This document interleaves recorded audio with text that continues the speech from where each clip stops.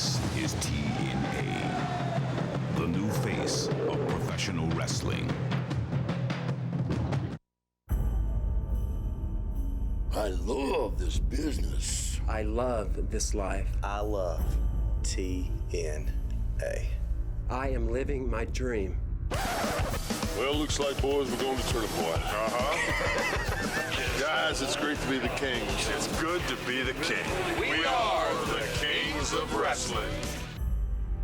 The Macho Man Randy Savage is an icon of professional wrestling. People like Macho Man paved the way for guys like me in this business. I had to come back after watching what was happening with the Kings of Wrestling, destroying everybody and destroying the young kids that are trying to come up. The Macho Man making his return to the ring. Macho Man. Real man. Yeah. I used to sell meat products. Oh, no. Used to snap into it. Snap into it. Time for you to snap out of it. He's going to be leaving the building quicker than Elvis. Snap into it. I respect this. I don't respect the Kings of Wrestling at all. KOW, you stand for everything that is wrong in this business. AJ Styles. AJ Styles. AJ Styles. Boys, he ain't nothing but a hound dog. Get your books and run on down to the bus stop. You guys, don't be cruel. Because the Kings of Wrestling are taking you to school. Scott Hall, the first match I ever had was with you. I had so much respect for you. I have no respect for you now. Jeff Hardy. The charismatic enigma. Yo, Jeff Hardy. Showtime. That boy can't sing, he can't dance, he can't play guitar. And he damn sure can't wrestle. I can't wrestle. I don't think much of Jeff Hardy. Jeff Jarrett, Scott Hall, and Kevin Nash. You guys are in the danger zone. Yeah, was he all right to drive? Hey, I'm fine. I don't think so. Pull over, man. Pull over. You're always bossing me around. Whoa, watch out. Kings of Wrestling, no more games. This is it. Tonight, the song is over. Playtime is over. We will crush you. Oh, yeah. The end is near. It's good to be the king. We pull into the parking lot for our last journey. Elvis has left the building. Get your game faces on. I'm serious, Kev. There you go, Kevin. Looks good. Slick it back now. The Kings of Wrestling have arrived. We are the Kings of Wrestling. Elvis has left the building. Oh, yeah. And now, TNA Wrestling presents Turning Point.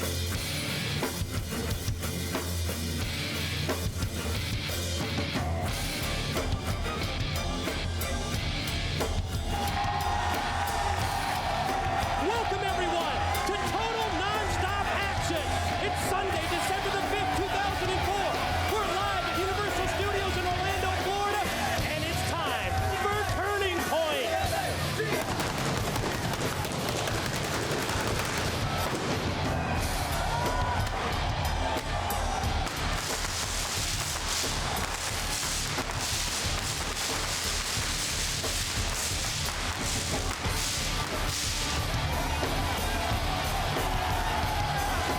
And hello once again, everyone, from ringside. It's Tenay and Don West, and we are so proud, ladies and gentlemen, to welcome you to TNA's Turning Point pay-per-view event. Don, let's give everyone at home just a little preview of what we have in store for them tonight at Turning Point. Well, he said he had a counter for it, and that's Chris Sabin, and we're going to see Chris Sabin try to get the X Division Championship back from the Canadian Destroyer, Petey Williams. They got it all on the line. Can he counter it again? We'll find out. That is going to be huge. The X Division title will be at stake, but also get ready for the 6 sides of steel, the steel cage match involving the 2 best tag teams in TNA history. We're talking about Triple X and AMW, but Don, the losing team in that 6 sides of steel must disband. Tonight, one of those teams will no longer be together, but how about this main event? Oh, look at this. These 6 men in the ring at one time. We're talking Jeff Jarrett. We're talking Scott Hall. We're talking Kevin Nash. We're talking the Macho Man Randy Savage, Jeff Hardy, and the phenomenal AJ Styles, all coming on later tonight. Don, we're going to take everyone now outside of Stage 21 here at Universal Studios in Orlando because I understand that a limousine has arrived. Here we are. Universal Studios, home of TNA. Turning Point. They think they're gonna air that tape over my dead body. Ah, damn it! Enough with the water. Sorry. Can't believe you married into my family. Oh, you, what do you want? Oh, again with the balloons? Get that out of here. They're not airing that tape. No. You know what game you're playing?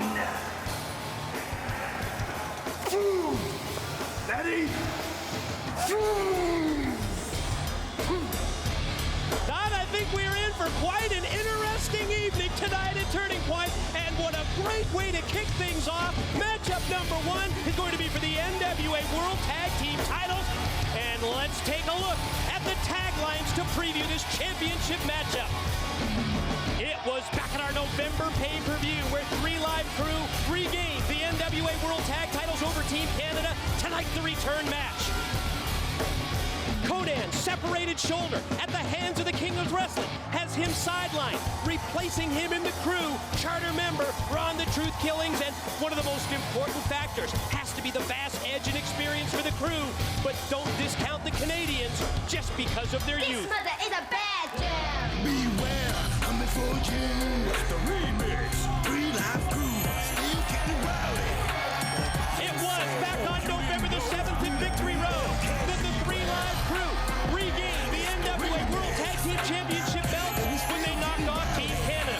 It had been 9 months since the Crew held the tag titles, but their drive and their rededication had pushed them over the top in their quest to once again gain the gold. I'll tell you what, we're going to see a little bit different of a matchup tonight, though, Mike, because we talked about it. Conan is not here.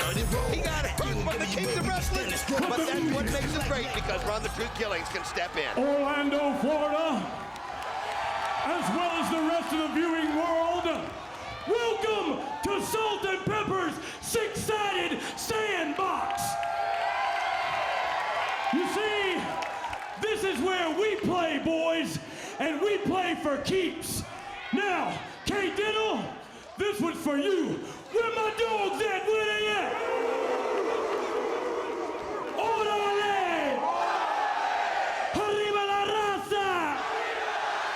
Yeah, yeah. Now, let's kick that old school poo-poo with a little new age swing. Ladies and gentlemen, boys and girls, children of all ages, NWA TNA proudly brings to you its NWA Tag Team Champions of the World. Not 1, not 2, but the 3 Live Crew.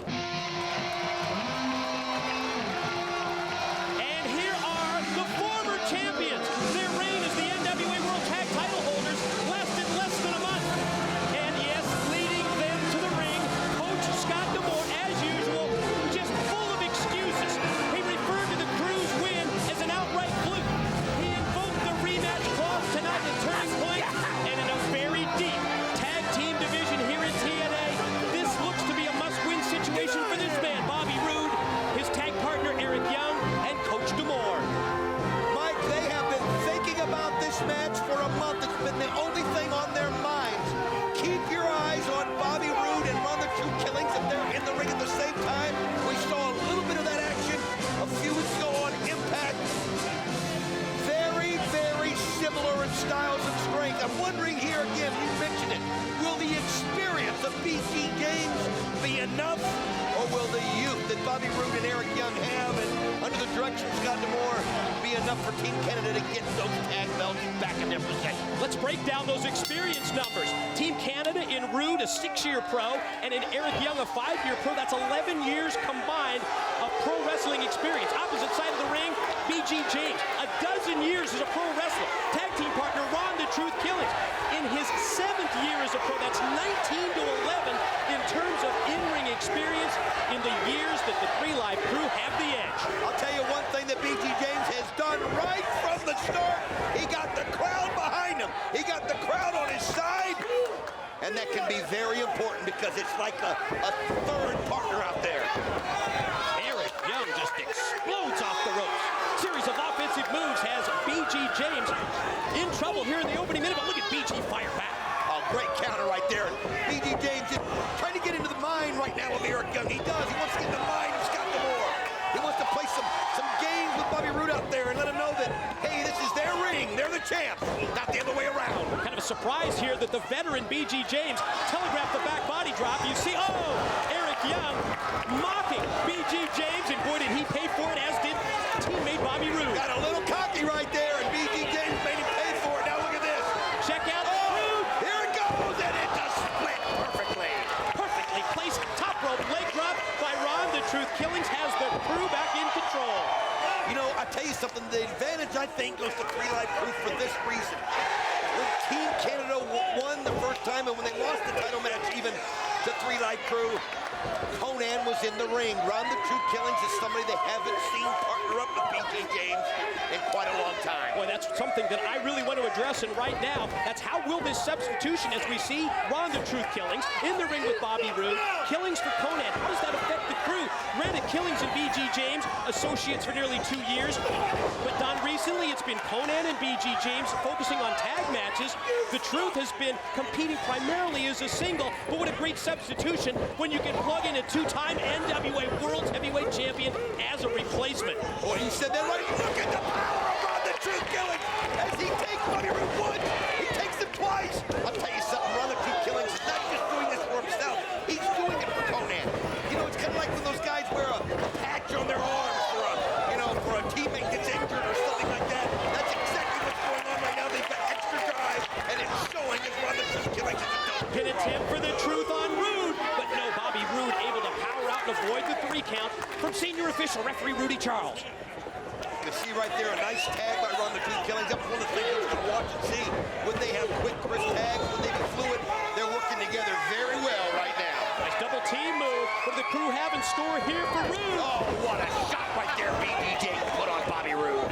And B.G. James, off the knee, right across the chest. Boy, they are absolutely motivated and in control. Didn't quite get it. He wanted it, though. You can see right there that the ref thought he had the 3 count. You know, if you think about it, Don, the Canadians took advantage of a very confusing situation back in the month of October. They defeated that makeshift team of AMW's James Storm and Triple X's Christopher Daniels to win the tag team gold. That's absolutely right. Well, now they're taking on a team that's been together for quite a while. A team that's not 2 parts of a tag team. It's a 3-part tag team. And that makes them very dangerous. Nice kick right there. Uh-oh. Bobby Roode though got there just in time and causes Ron the Truth Killings to take a tumble. Killings in that precarious position up on the top rope in high-risk mode, and you're right, it did not pay off for the crew, and now advantage to Team Canada. What a great atmosphere, Don, here tonight at Universal Studios in Orlando, Florida. Hundreds of servicemen and women, the troops from MacDill Air Force Base here in Florida, as part of this great crowd at Turning Point. Oh, you can see right there, nice backbreaker right there by Eric Young. You can see when Ron the Truth Killings fell from the top rope that the momentum completely turned, Mike, today. And Team Canada, one thing about it, you can love them or hate them, but they work together so well. They know each other so well. They spend so much time together. And when they get the momentum like this, they're very dangerous. That's why this former team. Off that double team back, another pin. Oh, another 2 count. The complexion of this matchup has just switched 180 totally now in favor of Team Canada. Yeah, it did, and it was just one of those things you could see right when it happened. Ron the Truth Killings going for the kill shot off the top rope. Bobby Roode came in, chopped him down, and let's see if the Truth, the 2-time NWA World Heavyweight Champion, can get some momentum back. But look at Bobby Roode, he's so strong. This guy has got so much potential. I don't like to use that word anymore because it's over. Yeah, he's realized so much of that potential. He goes for the cover and gets another 2 count on the Truth. We always talk about Bobby Roode being the strength, the power man, the muscle man of Team Canada, and he's in a perfect situation here for Coach Scott D'Amore to bring the tag team gold back to the Canadians. You know what the Canadian team do so well is they get quick tags. They make sure that each guy's fresh in the ring. When they've got control of the opponent, you'll see them in and out of there so fast. They don't give the opponents time to get over and tag their partner. But look at the Truth. I mean, look at this. Oh, off the top rope, and he levels Eric Young. Missile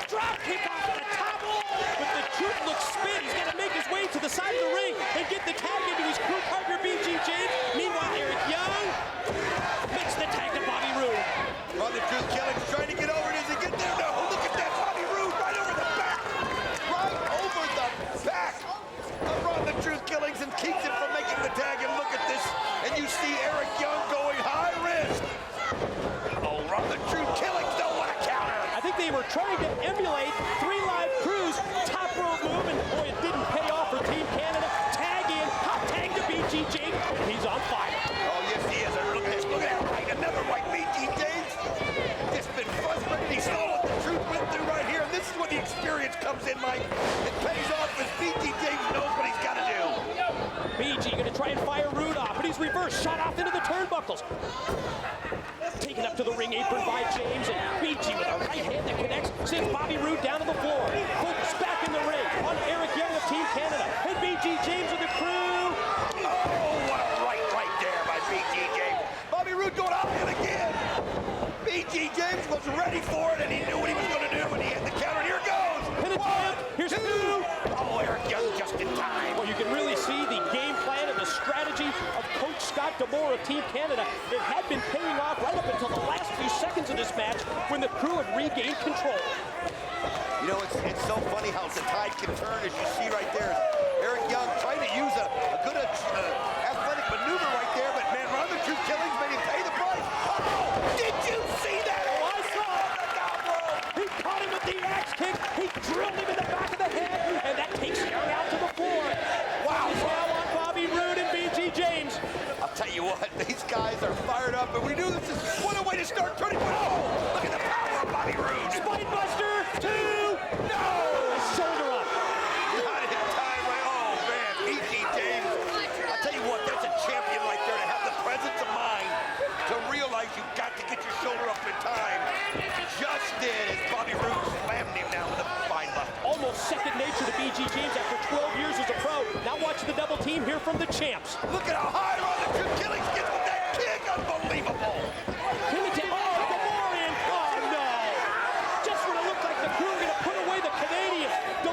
Slow down the offensive attack. I'll tell you what, Eric Young was trying to sneak in and run the two killings, made him pay, and now we've got a situation where Bobby Roode, though, saw a break, took advantage of it, got a quick knee to the gut of BG James. BG puts on the brakes, gonna go pump handle here. Here we go. Gonna take him up. Wait a minute, who's that? Oh, wait, that's Johnny Devine. No way. Team Canada, Johnny Devine, he just broke the hockey stick over the back of what? No. Johnny Devine, we haven't seen him for months. It's sidelined because of an injury. They use the hockey stick. They crash it across the back of these teams, and the Canadians win the title.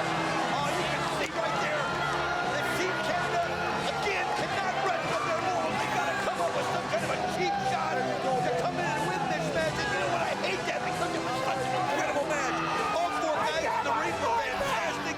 And then that Johnny Devine come in and do this in terrific. Team Canada becomes two-time NWA World Tag Team Champions. Now let's send it to our broadcast colleague, the franchise Shane Douglas, and the Director of Authority, Dusty Rhodes. Dusty Rhodes, there's been huge changes made around TNA since your arrival as D.O.A. Now what have you got planned for tonight's huge Turning Point pay-per-view? Well, Shane, let me lay this out to you one time. This is the most electrifying night in the history of television, in the history of pay-per-view, if you will, in public. When we take a look at the kings of wrestling, and we take a look at the young AJ Styles and Jeff Hardy, with the Macho Man Randy Savage, it's going to be a night to remember. I guarantee you that the kings of wrestling will get to do that. Are they the Flying Elvises or whatever they are, boogie-wooging around? But the other thing that's going on, the fans have spoken. They have come to me and grown. They have hit the internet like it's a crazy machine. And the crazy machine told me we gotta show the tape from Cooke-Gate, Cooke-Gate, Cooke-Gate. And I just heard that a limo from up north, way up there on the other side of the big city, up there in the evil empire, pulled into my parking lot. Well, I got the tape. I'm gonna walk outside, and if they want some of it, they need to come get some of it. You know what I'm talking about? My childhood hero was Jimmy Superfly Snuka. Where were you, old man, when I did a 20-foot high hurricanrana through a table? One of the very first autographs that I ever got as a kid was of Jimmy Superfly Snuka. The only thing that you were good for was falling off of a steel cage, and it's about time that the new age of X Division says it right now.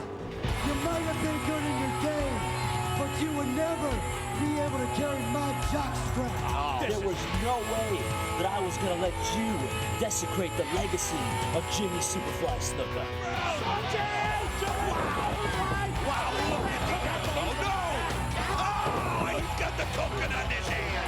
And he charges it. You see the coconut again in the hand. Oh, and he catches Siaki again. Oh, man. Shane just leveled him. Wouldn't let him celebrate as Michael Shane takes him down immediately. Kazarian now comes into the beatdown. Every time Sonjay Dutt leaps off of that top rope, it's paying homage to Jimmy Snuka. Kid Kash, a coconut to the side of the head, I'm still standing.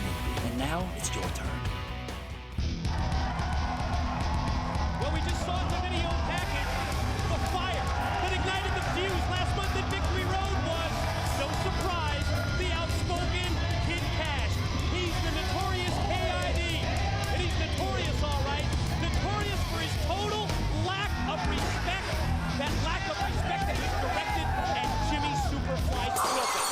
Oh, he couldn't stand the fact that Jimmy Superfly Snuka was given credit for basically starting the X division that we have here at TNA.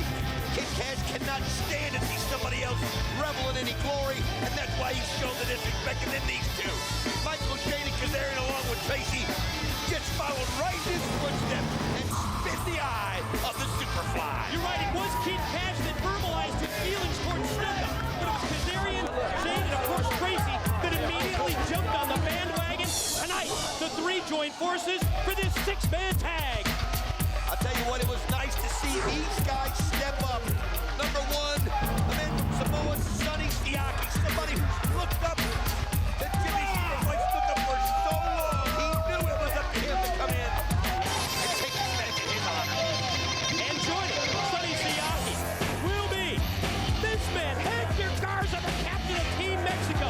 So successful in X-Cup competition earlier this year, Garza returned to TNA last month at Victory Road, and boy did he return in a big way, winning that 20-man International Invitational X-Division Gauntlet. And how about Sonjay Dutt? Oh, this man is electrifying like today. Sonjay Dutt, we heard him talk about the first autograph he got from Jimmy Superfly Snuka. This is something that meant so much to him. And Sonjay Dutt is kind of like carrying the banner on this. He just took it upon himself to kind of go after Kid Kash in this group. And you talk about somebody who can fly. That's Sonjay Dutt. Sonjay Dutt gets it. He respects Jimmy Snuka for leading the way, for being one of the individuals that paved the path for him to compete in the X Division. Sonjay realizes that Snuka is the man who put high-risk wrestling on the map some 20 years ago. I'll tell you what, when you think about a man who like you said, put it on the map, you risk limb and bones every time you do some of the things that they do just to entertain the crowd and to get an edge in the match. It is amazing, and it is just fitting that Dutt and Kid Kash would start this match off. And of course, what do all three opponents of Kash, Kazarian, and Shane have in common? All three on the receiving end of those symbolic coconut shots to the head from Kid Kash, which I think was a loud and clear slap in the face to Jimmy Snuka. Oh, absolutely, and like you said, it was just some way of just rubbing it in a little farther. He knew the coconut was associated with Snuka, so he uses it to knock the... All three of these guys have been on the bad end of that coconut. What great to hear from the director of Authority, the American Dream, Dusty Rhodes, as we see Sonjay connect. Great kick, follow-up drop kick, has Kash in trouble. Dusty telling us that the fans have spoken, and the video will be shown. TNA welcoming the WWE to Orlando, Florida. You are going to see that tonight, according to the Dream. I'll tell you what, though, we saw some people come from up north, and they're going to try to stop that, but hopefully we're going to get to see that footage. But you can see right here, Kid Kash getting Sonjay Dutt. Oh, but Sonjay Dutt's so agile, so athletic. Just when it looked like Kash was going to turn it around, Sonjay drills him right in the chest. One leg went to the chest, one leg went right into the face with that drop kick, and Sonjay turns it over to the incredible Héctor Garza. I'm going to tell you something, keep your eye on Héctor Garza. This is a guy that made it in the Ultimate X tournaments, the Ultimate X Cups, and the World X Cups. The crowd, even though he was from Mexico, though, he was so good in the ring that the crowd just adapted to him, and they just got on his side, and he's somebody that has so much ability. That in-ring ability combined with that electric charisma that Garza has. Oh, man! Just drilled Michael Shane, former X Division champion with the kick. kick, shot up into the rope, shoulder blocked by Garza, takes down Shane, and again, look at Garza spring off. Oh, look how agile Garza's, but oh, Michael Shane was waiting for him. Man, what a nice right there by Michael Shane. He just caught Garza coming straight up into it. We're talking about some of the great finishing moves that we've seen from these 6 individuals. How about that top rope move from Héctor Garza, that tornillo, that twisting corkscrew? That is really a thing of beauty and something that has to be seen to be believed. Well, you can't believe a man of his size can do that, but look at this. Oh, as he tries to fight right there, and he got his leg caught the rope, and Michael Shane going to take advantage of that right there and come down with it. What a chance here for Michael Shane, as you saw Garza crash off that top rope, and Shane now takes Garza, takes him over to his side of the ring, and tags in partner Kazarian. We've always said it, we can go high risk like that, things could happen, but oh, Héctor Garza, great move. Caught himself the ropes, and now look at him, he's just mad as he just throws Shane out, makes the tag to Siaki, and man, here comes the big guy. Siaki, another former X Division champion, series of chops and slaps to the chest of Kazarian off the ropes. Wow, drives him down to the mat. I'm going to tell you something, the team of Siaki, Dutt, and Garza on fire right now. One advantage they have is they've got a little bit more of size when you consider Siaki and Garza in the mix, and then you've got Sonjay Dutt who can just flat out fly. Saw the blind tag from Sonjay. He's legal. Booed by Kazarian, turns Siaki around, able to elevate him up. What a move! What teamwork right there! Siaki to Dutt, that was incredible! Sonjay snaps off that top rope Hurricanrana with a little assist from Sonny Siaki, his partner. Wow! I'll tell you what, we gotta see that again if it's possible. Oh, look at there, Traci trying to... Oh, kick Kash taking a cheap shot. As soon as we can, we'll show you that replay. Look at this. Look at this.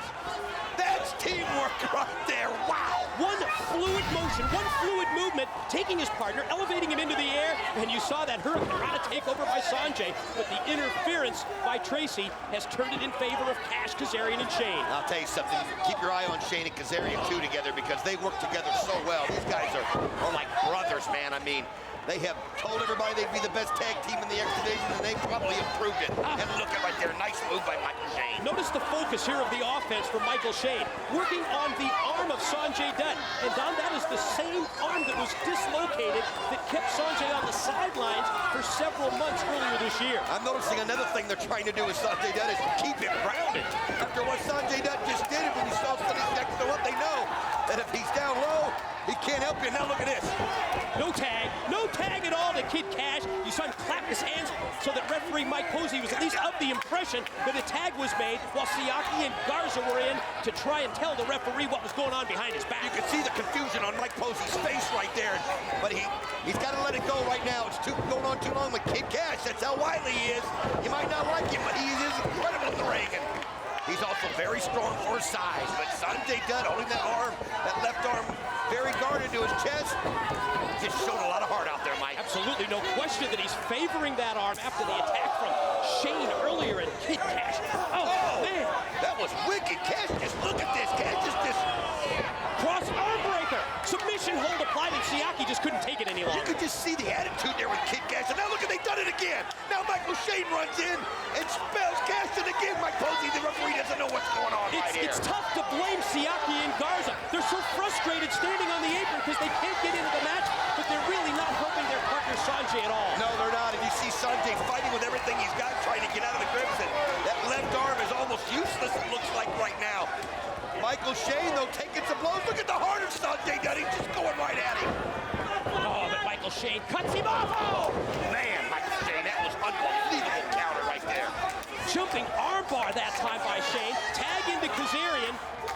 He's legal at this point. Watch him from outside.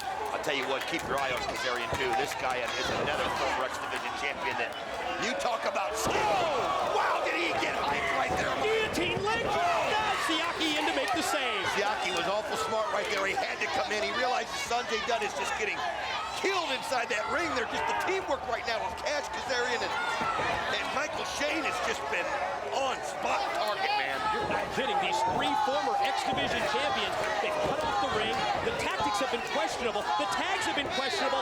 But the amount of offense that they've dished out to Sonjay, including another attack on the arm. Oh, I'll tell you what, Sonjay Dutt has got to somehow get out of that corner and get a tag to Garza Siaki. This is just brutal to watch. You almost, I mean, you got to give credit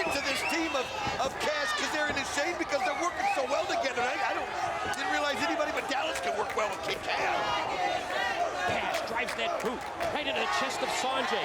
Now going to take him up into the air. Look out! Oh, man, that was brutal.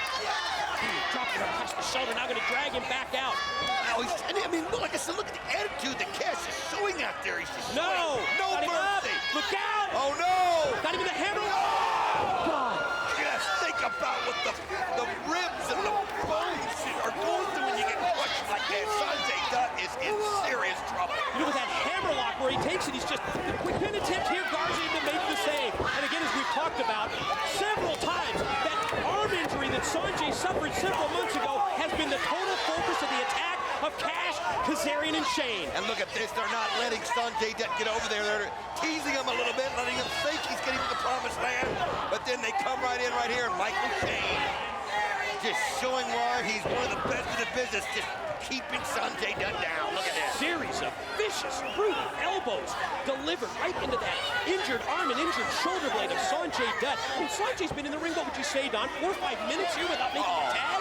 And not just in the ring 4 or 5 minutes, he's been just brutalized out there. He's been thrown into turnbuckles. He's had his arm pulled out of the socket. He's had his rib crushed. Think about the things that have happened to Sonjay Dutt. He's got to get a tag right now. Look at him fight back! Or Garza. Sonjay with right after right hand. And finally, he's got Shane rocking. And here's another one. Yes, yes. You got to give it to him. He's so off. Look at that. Again, the arm. And I think what he did was he went to the well one time too many. He should have stopped when he had a chance and got a tag into one of his partners. Gosh, it's so tough to blame him, though. He feels the momentum is on his side with those right hands, but just as soon, Shane cuts him off and now turns it over to tag partner Kazarian. Well, you got to give Kazarian, Shane, and Kash credit how well they're working together. I mean, they're just in and out so quick. They're not giving Sonjay Dutt any kind of relief. And their strategy has been right on. I mean, if you think about it, that really was the place to attack. Sonjay coming off that arm injury, I don't know whether he was 100% or not, but obviously after this match, he's not going to be. Oh, this is something. Think about it again, though. He goes to what he works. Look at Sonjay Dutt.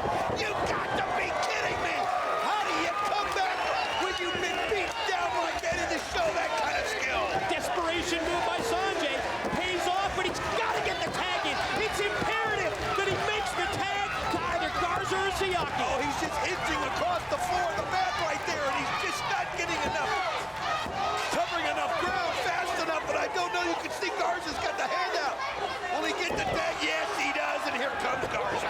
Wow, look at that, one right after another. Big right hand, first for Kazarian, then Shane, and then Kash, and then they go down again. Man, Héctor Garza, you could tell he was frustrated watching Sonjay Dutt go through what he did. And could it be? Could it be? Wow, that was perfect. Oh, man. Top rope moonsault by Garza. Looked like he had the win for his team, but you see here, it's the moon. Oh! Wow! In. Shane and Kash out to the floor. Sonny Siaki showing his streak right now. Here he is. He's going to work with Sonjay Dutt again. Look at this. He stands up out of the ring and takes out Kazarian and Shane. I mean, and Kash. It was unbelievable. Now Kazarian. Watch Traci. Wait a minute. She's going to the top rope. Oh, and she went for the pie in the sky on Siaki, but missed. Yeah, Kazarian. She hit the pie in the sky, but on the wrong guy. Pie in the sky on her own man,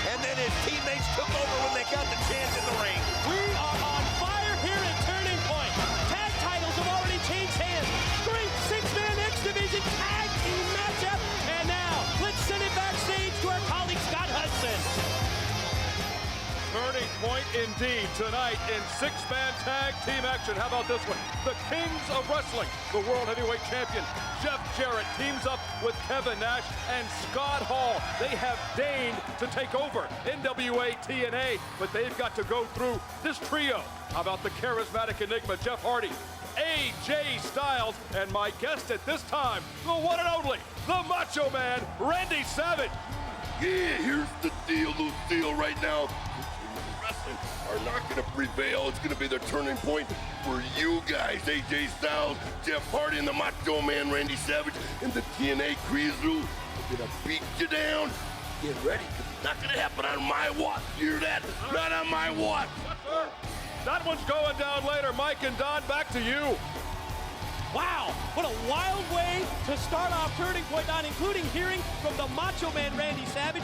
Great main event yet to come tonight in that six-man superstar tag. Well, think about it. I'll tell you something.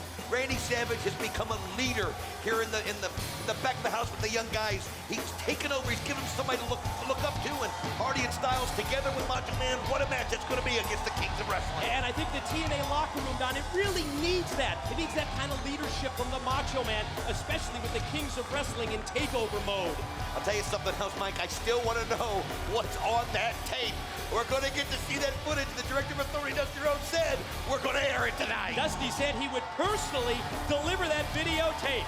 Coming up later, tonight at Turning Point, the X Division title is going to be on the line. Chris Sabin in the role of the challenger. But now let's send it to Scott Hudson, who's standing by with the champion, Petey Williams, and Coach Scott D'Amore. Coach Scott D'Amore, over the last few weeks, we've seen Chris Sabin seemingly have Petey Williams' number, and tonight, should he counter that Canadian destroyer, we may have a new X Division. Sabin, you and I have known each other a long time. We've trained together, we graduated together, we've even had the same coach. The only difference is now, I've got more than one move up my sleeve. I'm not a one-move wonder. I am the X Division champion. And you're gonna find that out the same way AJ Styles did. Hudson, nobody knows a pupil better than the teacher. And when the time came for me to decide exactly whose career I was gonna continue to guide, I didn't look at all the traits that these two share. I looked at the one difference. Petey Williams is a winner, and Scott D'Amore only backs winners. Sabin and Williams for the X Division title later on, but right now it's time for the Serengeti Survival match. Abyss and the alpha male Monty Brown. There you see it. Thousands and thousands of thumbtacks. Holy cow.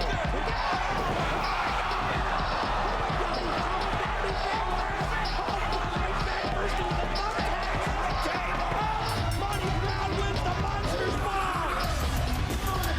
Right here, TNA, Monty Brown, Jeff Jarrett for the NWA World Heavyweight title. You heard what Darth Vader said? There's no genesis of rising. And the alpha male is at the center of that genesis. I am at the precipice of greatness. And tonight, I cross over that precipice.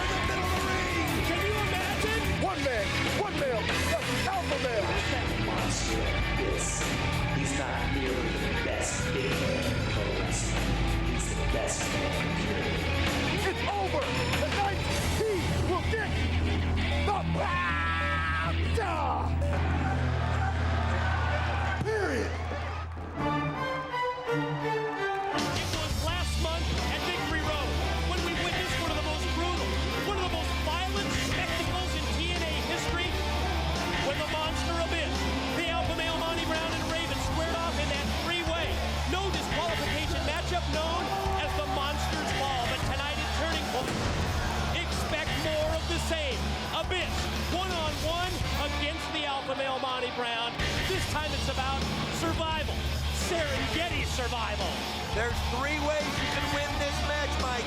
Pinfall, submission, or getting thrown. In the thousands and thousands of tags, I understand there's going to be 10,000 plus tags in play in this match. And we saw the crowd's reaction when Abyss landed in the Monsters Ball match. I mean, they were disgusting. You saw tags just stuck in his skin. You were looking at 2 massive monsters here in this match, and this is for all the marbles. The ongoing rivalry between the Alpha Male and the Monster Abyss, it was already in a fever pitch, but that heat was turned up several notches on Impact. Remember, it was just minutes prior to the biggest match of Monty Brown's career, the NWA title match against Jarrett, when Abyss laid him out with a 2x4. Hey, obese! I'm gonna say this real slow so you can keep up. I don't know how they do it in parts unknown, but wherever the Alpha Male is, so is the Serengeti. So I got an idea for you. Hungry, hungry hippo, why don't you come out here and taste some of the Serengeti right now? You can see the wrap around the ribs of the Alpha Male Monty Brown from that attack with that 2x4 on Impact. It surely played a role in Jarrett retaining the world's title, and he just challenged the monster to come out and fight him. Well, he just said it. This whole building right here is the Serengeti to Monty Brown. Let me tell you something, you brought it up.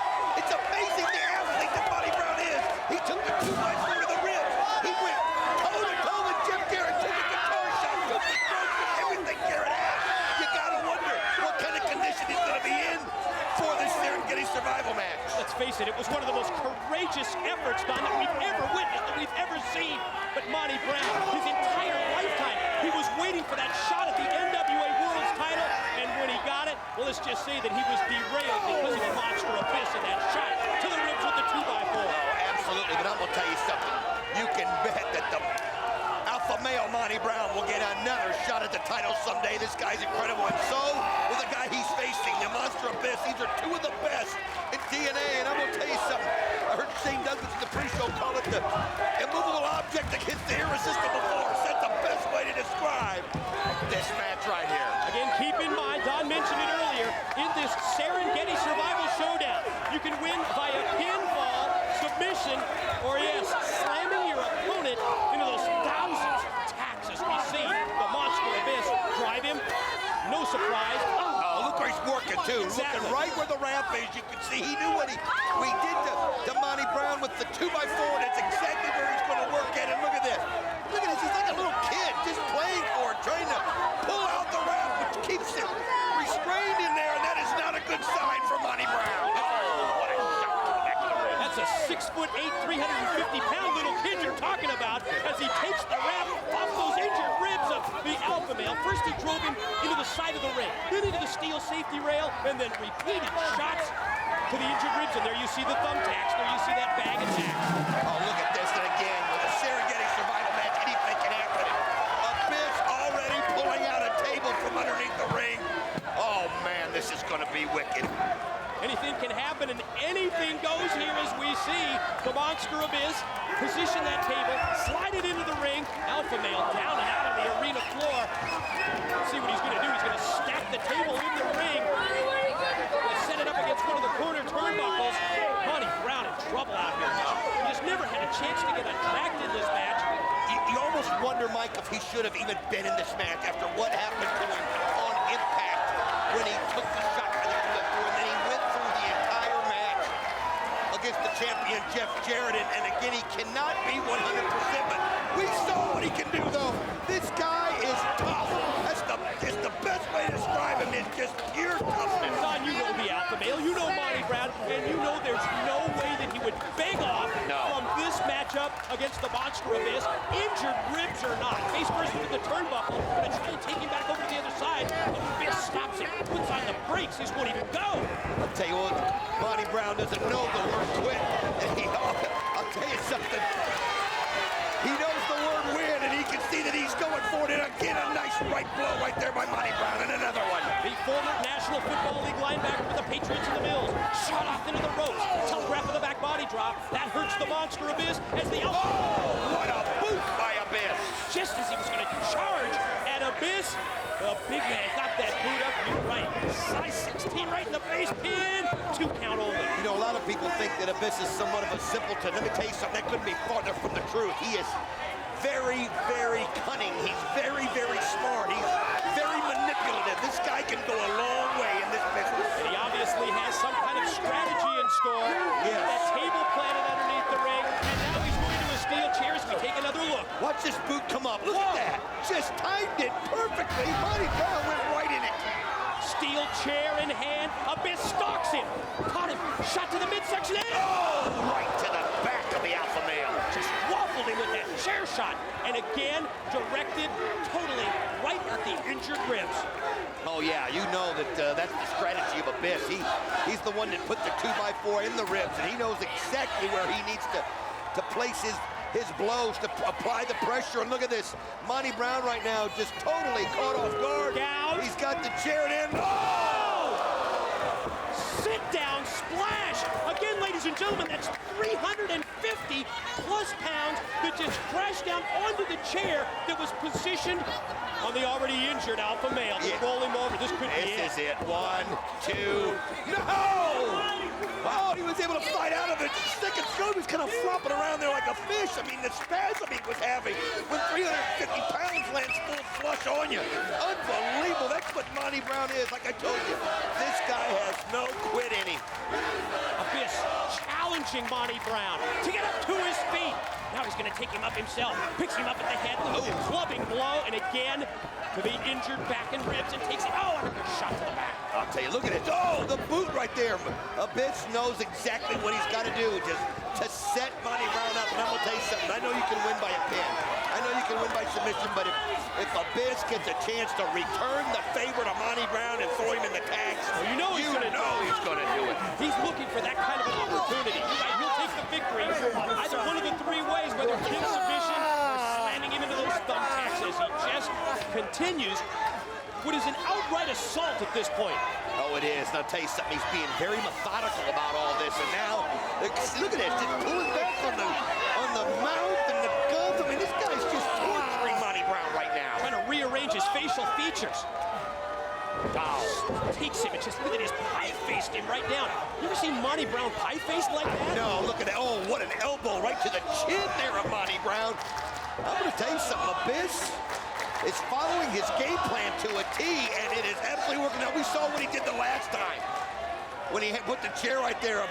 Monty Brown had to suffer 350 pounds landing on top. I don't think he can do it again. Off the ropes. Now going to spring off the far side. Oh, that's trouble. That's what you got to do. And you know what? He laid layered just like a possum playing dead. And when Abyss got close, he just turned that chair around, and that'll stop you in a hurry, Mike. Now it's the alpha male's turn to dare Abyss to get up to his feet. Challenging him in. Oh, my God. He crushed him in the head. Vicious chair shot to the head. Abyss just draped over that rope. That's where he landed. Look at this. Look at how thin that chair is, Mike. That chair is completely, totally disfigured. Oh, look at the spring. That is something else. 6'8", 350, and he took him on, man. And slammed him right down on the chair. My God, running power slam. Wow.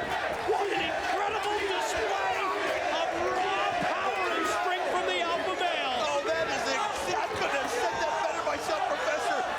When you think the guy can't take anymore, he reaches down inside and shows you everything he's got. And I'm telling you, he went for the pound, right in the black hole slam. We talked about Abyss having a game plan.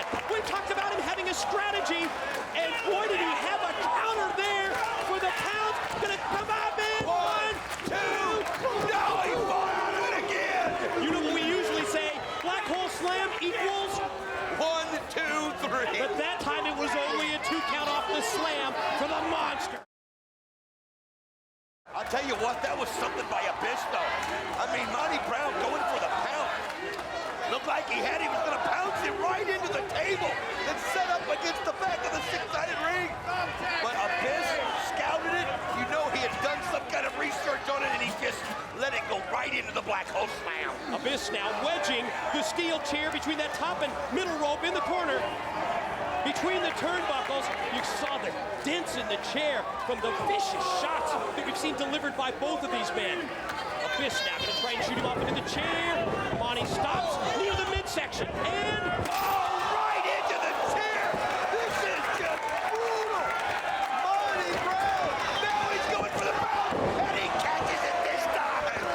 Perfectly! But check out the momentum of Abyss. He hit him so hard with the pounds that he knocked him completely out of the ring. How do you knock 350 pounds out of a ring? Well, you do it with the pounds. How do you take 350 pounds up to your shoulder like you did earlier? Look at this! Impact! What force! What a collision! Wow! The crowd's getting their money's worth here at Turning Point. We've got so much more to go. You can see right now all the momentum is in the favor of the alpha male.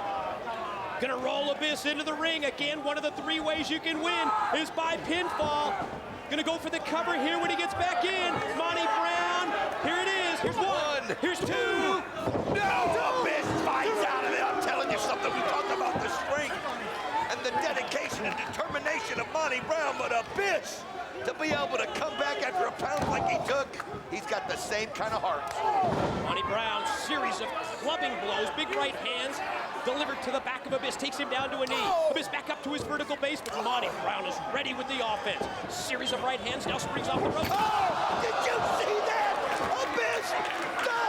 Monty Brown went head first into the table! What did you say earlier about people suspecting that Abyss is a simpleton? Hardly. Pin, here's one, here's two. And it's two! Somehow Monty Brown fights out of it! But think about it, though. What craftiness on the part of Abyss. You talk about having a game plan. You talk about thinking on your feet. You talk about being able to reverse your... Wait a minute. Oh, he's got the tags.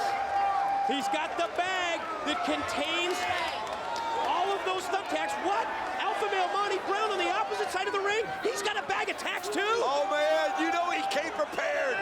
You know he came prepared. Monty Brown's got one. Abyss has got one. When you combine these two, we're looking at over 10,000 tags. Again, you win by pin, by submission, or by slamming your opponent onto the thumbtacks. Monty Brown, he's got the thumbtacks distributed. But wait a minute, Abyss just threw his tags outside of the ring. I guess he figured Monty's were good enough. I think that's his move, and you can't question his strategy to this point. Gonna try and choke slam him. He's got him throttled. Oh, nice counter there by Monty Brown. Nice counter. Look at this. What's Monty Brown doing? He just took off the shirt of the monster Abyss, so the pain would even be greater. Completely unprotected now without that shirt. Oh, I think turnabout's fair play. Oh, what a chop right there by Monty Brown. Another chop by Monty Brown. Mid-ring chop fest here. Monty Brown getting the better of it. Wait a minute. He's gonna take him out. Look at that. Oh, he's trying as Abyss is fighting it off. Oh. Looked like he was gonna go for the alpha bomb. His variation of that power bomb. Abyss able to fight him off. However, Monty Brown gets the boots up and down the clothesline by Abyss. You can just see they're so tired right now. Everything they've taken, everything they've gone through. And now look at this Abyss. He's gonna do it here. Oh, wait a minute. Could he go for the alpha bomb? Could it happen? Oh, my God. And he did it. And he wins the Serengeti Survival. And look at the reaction from the crowd here at Universal. Oh, I can't believe what they've just seen. They've just Alpha bombed him right into the tag. The alpha male Monty Brown come back and take the puncture wound. Oh, look at that. As you could see what could happen. And I'll tell you something. Abyss is lucky that he landed on the tags where he did. He caught him more flush in the back and it covered the entire back. When it came to Serengeti Survival, the alpha male, Monty Brown, I think it's safe to say, he not only survived, he thrived. Monty Brown, what a great win. Hey, blue jeans is against the dress code. You're fired. Mac Daddy, I don't vote for you. Can't fire me. I can fire anybody I want. Come on, son. Gotta find a tape. Hey, she's got a tape. Get her. Get it. Smash it. Smash it to smithereens! Wait. What is this? Best of D-Ray 3000. You idiot! That's the wrong tape. We gotta find the real one. Come on! And we are back at stage 21, and Don, one thing we know, American Dream Dusty Rhodes, the NWA Director of Authority, he has promised that he will deliver that videotape. You can see that they thought that they destroyed the tape, but it turned out to be a Best of D-Ray 3000 tape. That's not the one that they're looking for, I can tell you that, but we got so much coming later on in this program, and you know what I can hardly wait for? We haven't talked as much about, and that's the 6 sides of steel. America's most wanted, Triple X again in the steel cage. Safe to say that this is going to be the final chapter in this long, near 2-year rivalry between AMW and Triple X to decide who's the best tag team in TNA. We know it's going to be the last chapter because of one thing, Don. Losing team must disband as we see them cleaning up the tax here in the ring at Universal. And you know what? I like that stipulation because that puts finality to it. I mean, there's no turning back. You talk about motivation, knowing that you can't tag with your partner and your friend ever again if you lose. Oh, that'll give you some motivation right there. No turning back at Turning Point, and I'm getting word now that we are going to show you again the highlights from that Serengeti Survival. Oh, look at this. Go back, let's take a look at the replay. Oh, look at this, the alpha bomb right there. Oh, man. Caught that. You know what we didn't even realize is the tax that went into the back of his head. You don't see him because of the hair, but think about that. His head just smashed into all those tacks. In addition, Don, to that 6 sides of steel, Triple X and AMW. The X Division Championship, it's going to be at stake tonight. Team Canada, they already regained the NWA Tag Team titles, and you know that Coach D'Amore will do anything and everything within his power to make certain that his Team Canada captain, Petey Williams, remains X Division champion. Tonight, he's challenged by Chris Sabin. Well, I'll tell you what, that may be easier said than done because we've seen Chris Sabin counter the Canadian Destroyer 3 times now. He said he had a counter, and it's almost looking too easy for Chris Sabin. Whatever it is, when Petey Williams goes for that Canadian Destroyer, Sabin is ready for him and gets him right into the cradle shot. And how about the Superstar 6-man tag team matchup? That's yet to come as well. It's been a great night at Turning Point, and we've got so much more for you.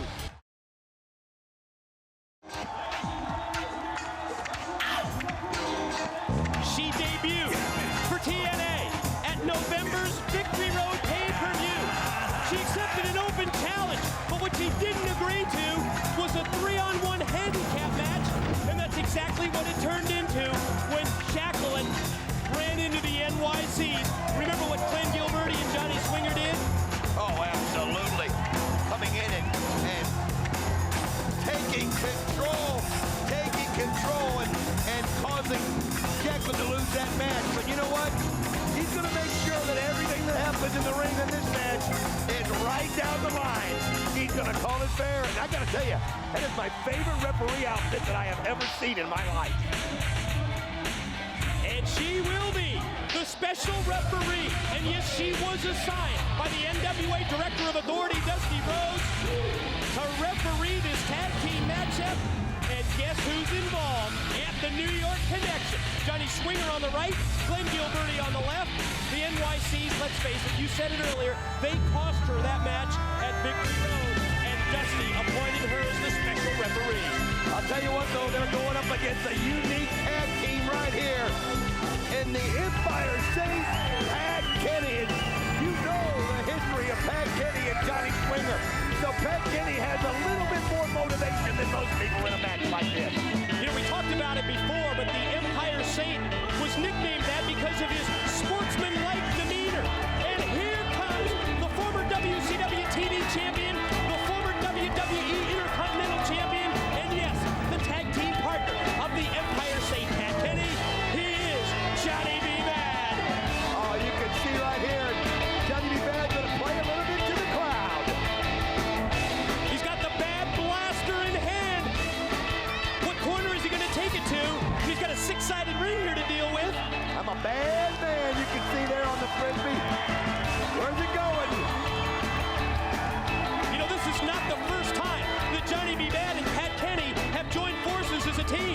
You might remember back at Victory Road, they were part of a 4-man team in an 8-man tag team match. It was Eric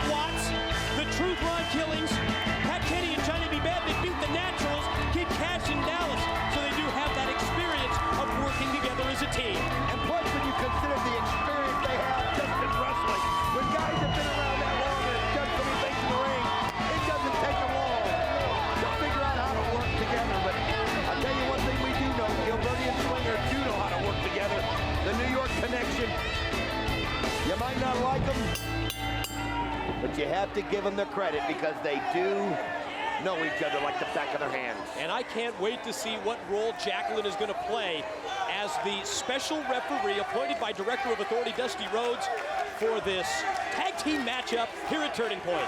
Well, you know Jacqueline's not going to let Gilbertti and Swinger get away with anything. You know, she's got motivation for that. And again, we talked about... You just mentioned it earlier, the history between these two, Don. Oh, and it's bad. And again, the bad blood just spilling over. You know, Pat Kenney has waited a long time to get another piece of Johnny Swinger. Of course, Pat Kenney, you're right, formerly known as Simon Diamond, longtime tag team partners of Johnny Swinger. What a right hand there to the jaw by Kenney. Turning Johnny Swinger inside out right there. Pat Kenney, I tell you what, I saw him backstage before the show, and normally we talk a lot of sports and things like that.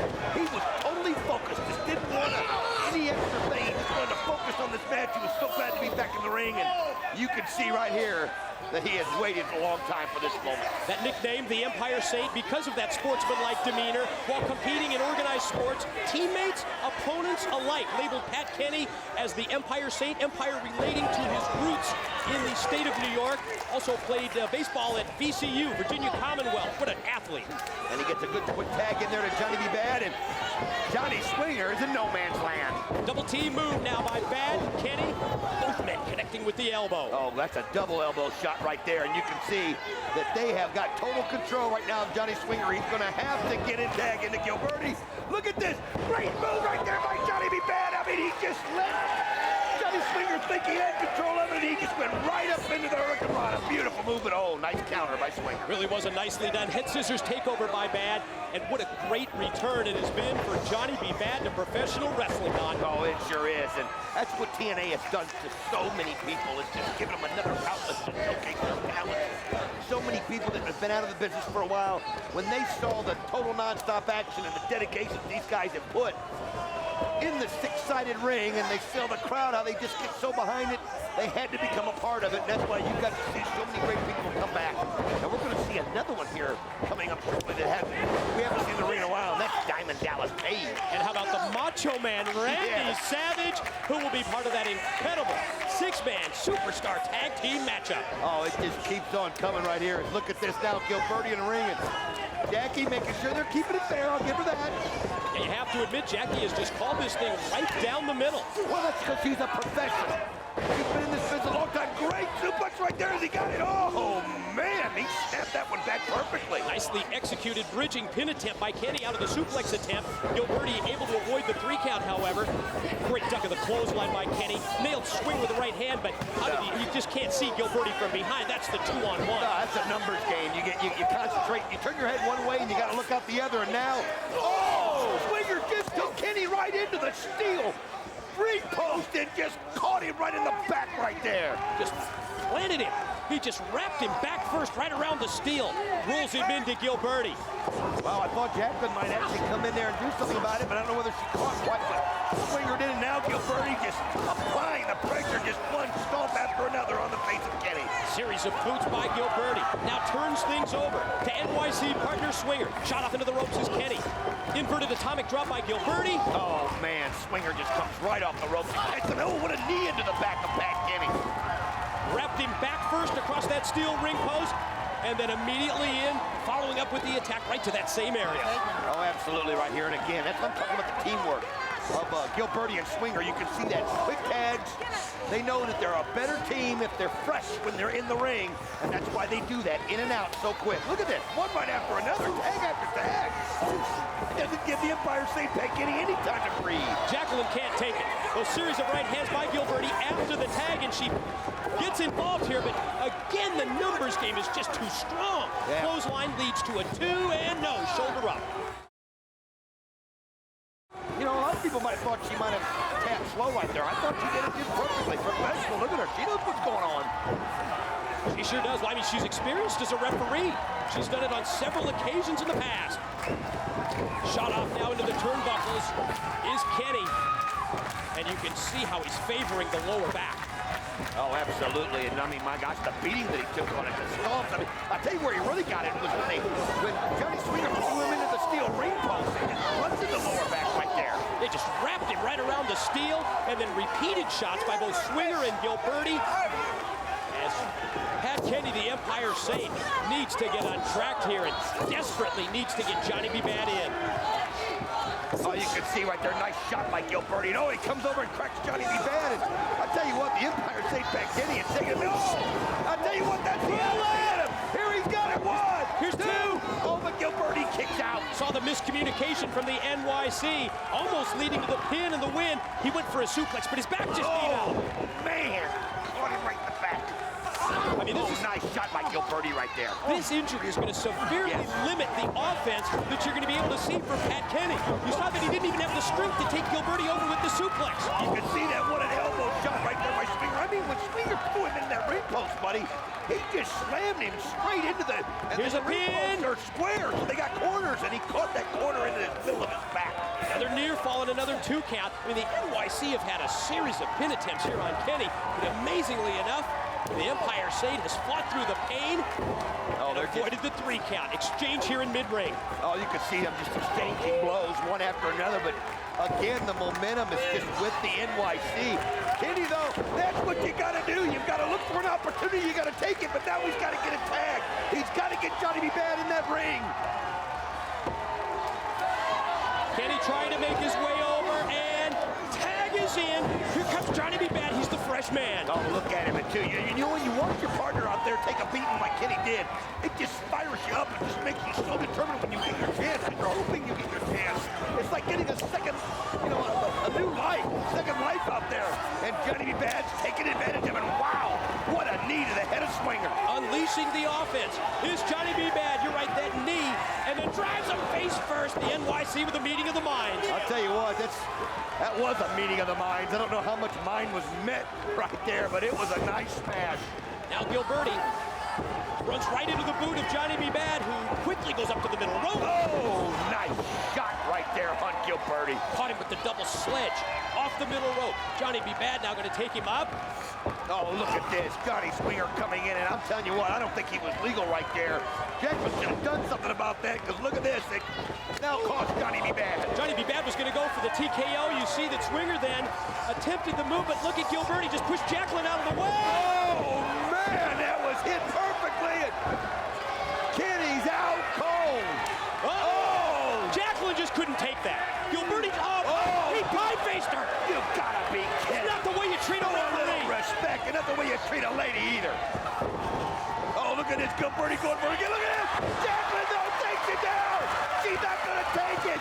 Can you blame her? Ready for the TKO. Here it goes. He's got him on, man. Oh, nice move by Johnny B. Bad. Cut one. Here's 2. It's over.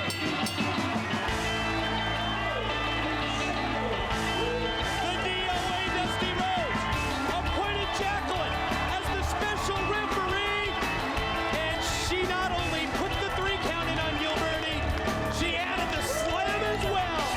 Great win here for Johnny B. Bad and the Empire Saint Pat Kenney. And you know what? Jacqueline got a little bit of revenge herself, Mike. Sit tight here, Don. Wait a minute, I'm getting word from the truck that something's going on outside the building here at Stage 21 at Universal. What's going on? Get him out of there. Wait a minute, that's Savage? That's Randy Savage in that car? What the heck is going on here? It's like they just kidnapped him. Elvis, you ready? Elvis? You gotta be kidding. They just put Savage in the car and sent him off. I'll tell you what they're doing. They're sending a message. They've seen how that Randy Savage has gotten the backing of all the guys in the locker room, and they're just, you take the leader, you try to cut the head off of it, and just, how's that going to impact the 6-man tag match? But Don, this is just exactly, though, what you would expect from the Kings of Wrestling. You're right, this is going to make it a 3-on-2 situation. In that 6-man tag, this means that AJ Styles and Jeff Hardy are going to be outnumbered. Oh, I'll tell you what, Nick, and think about it. They're not only outnumbered, they're outsized. They're going to have to come up with all kinds of innovative ways to beat the Kings of Wrestling, and unbelievable. They just took care of the Macho Man. Randy Savage. You knew that they had something up their sleeve. This has to be a major part of the plan of the Kings of Wrestling in their takeover of TNA. Macho Man Randy Savage, he's been kidnapped. Oh, they're trying to send a message to the guys here that they are taking over. And who's going to stop them now? Styles and Hardy? Ladies and gentlemen, coming up later at Turning Point, it's going to be Raven one-on-one against DDP Diamond Dallas Page. Let's take a look at this video package that details the history between Raven and DDP, and they've got unfinished business. History has always been seen through the eyes of the winners. I should have been the world champion! I should have been the world champion! Some people, they can't be saved. And some people, they won't be saved. Some people, they need to be saved. Wait a minute, who's that? But yes, it is! It's DDP! He's got his eyes focused directly on Raven! Wait a minute, yes! Diamond cutter by DDP! You want to make this a game? Nevermore. DDP is back! Looks like he's focused on Raven! Oh, there he goes! Yes! He got him again with the diamond cutter! And yes, you can feel the back!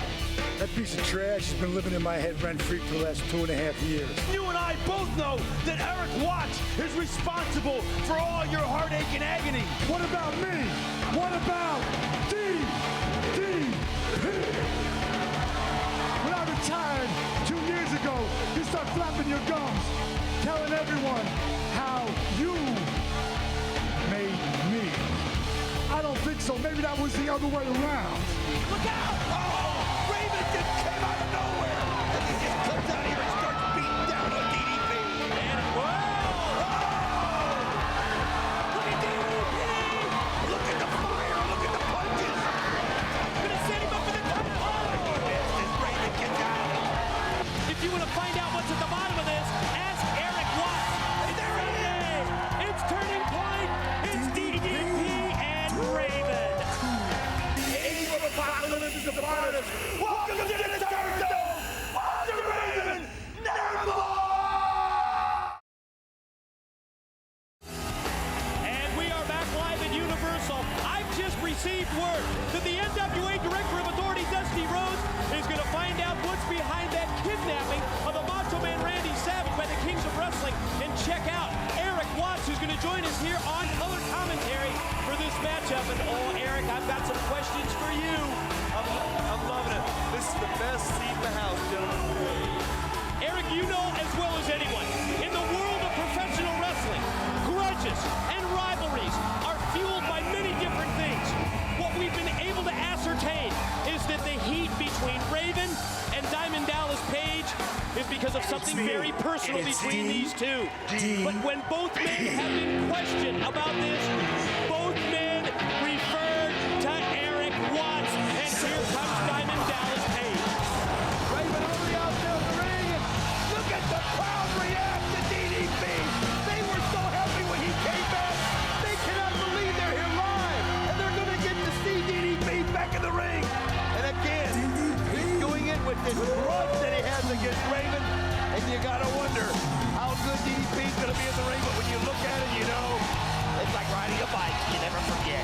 When he arrived on the scene here in TNA, we questioned Diamond Dallas Page as to why he focused the attack on Raven. And DDP's answer was that Raven has been living rent-free in his head for the last 2.5 years. And tonight at Turning Point, that rent is due, Eric.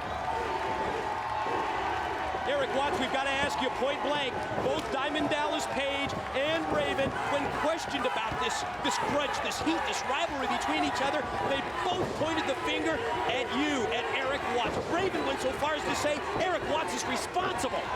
And like you said, it's personal. It's personal. And let me say this. If it was between me and DDP or me and Raven, I would be in that ring. These two are men. They're settling like men. It's a personal issue between them. What a great clothesline right there by DDP. He just was waiting for it, and he caught Raven flush with it. And really, who better to have here in the broadcast booth than Eric Watts? I mean, Eric, tell us, you trained with both DDP and Raven for several years in WCW. I mean, you were right there. Like you remember, Pro Wrestling Illustrated, right? Rookie 2. It was me and then DDP, runner-up. We're thicker than thieves. These guys are my mentor, and I have worked with the best. They are the best.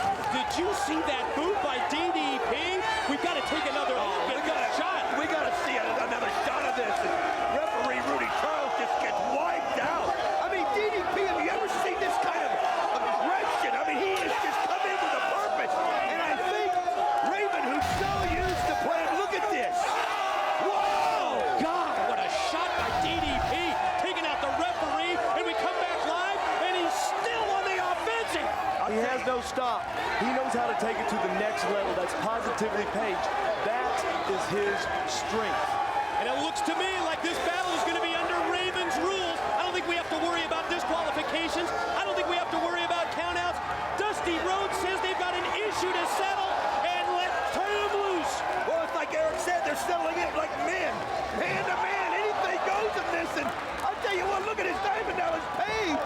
I mean, he's already used a crutch. He's using garbage cans. This is just unreal. You know how they say opposites attract? Well, let me tell you, these guys are on two different ends of the spectrum. It's like day and night. It's like positive and negative. You know, I gotta tell you something. Raven is so good at getting into the minds of his opponents. And that's so how he gets such an advantage because of his superior mental ability. But I'm gonna tell you something.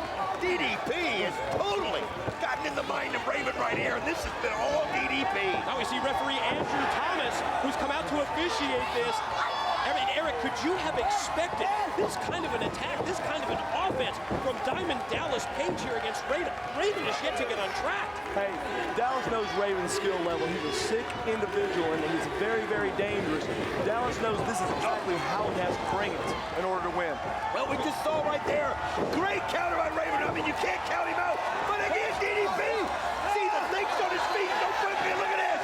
Oh, this is going to hurt. Just when it looked like Raven was going to take control of this match, just when it looked like he was going to turn it around, DDP answers, and Diamond Dallas Page behind, he's going to go for it. Oh, but Raven was able to keep his hand on the top rope and counter it. Look at this, and Raven gets put on the rope. Trying to use those ropes for leverage. DDP was just this close, Eric, to hitting the cutter. And it would have been over. You know that. Raven knows it. I'll tell you what, you know Raven's been thinking in his sleep about the diamond cutter for so long. Wait a minute. That's that helmet that Raven was wearing on Impact when he came out. He's got it in his hand. Oh, he just got DDP flush in the head with it. Just drilled him right in the head. And now he puts on that helmet. I'll tell you what, that's what I said. You give Raven an inch and he'll take a mile, and that's what he's done. All that emotion that DDP came out with, all that aggression, it's just kind of like he's peaked. And now Raven's in control, and he hits him again. Charges at him, tries it again, face, strove it right into his face. Gonna go for the cover. Here's the pin, far leg hook. No, DDP powers out. There's something I love about both guys. Raven is a sick individual. There's nothing he won't do to win, and I love that. Quick pin attempt roll up here by DDP. But no, Raven able to avoid the 3 count and then catches him with a boot to the head. I'll tell you what a smart move there by DDP, though. He saw an opportunity, he took it, he almost caught Raven unawares right there. But look at this, Raven back in control and just grinding the foot into the neck of DDP. You guys must agree, though, it's all about winning. It doesn't matter what it takes. Especially in a matchup like this where, let's face it, the rule book has been tossed out. Yeah, there are no rules. Director of Authority Dusty Rhodes, his orders were turn them loose, and that's exactly what we're seeing because they've got an issue to settle, and we're going to settle at a turning point. The American Dream knows what the people want. That's right. And that's what the people get. That's exactly right. He lets them settle it in the ring, settle it like men. And, oh, wait a minute, what's this? Raven making the diamond cutter side himself. Oh, Raven just goes right back at him and puts the knee in Diamond Dallas Page. He just charged right at it, caught him right in the face with the knee, and now Raven picks up the steel chair. Oh, you can see right there what he loves to do is that drop hold into that chair. He's setting up DDP for it. DDP's fighting back, and again, though, Raven just catches him with a nice shot. If you think about it, though, DDP was trying to fight back from the mat. He wasn't up to a vertical base, and that allows Raven to come right back. Oh! That's the move you talked about, Don.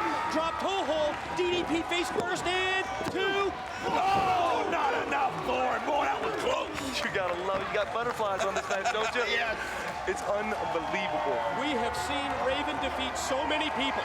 After that drop toe hold drives him face first into the steel, but Diamond Dallas Page was able to avoid that 3 count. Would you say these guys have studied film on each other? Oh, well, he's just as much as Raven is trying to avoid the Diamond Cutter, DDP is trying to avoid the even flow DDT that Raven does so well. And what I love, 2 men are settling the score one-on-one, mano-a-mano. Oh!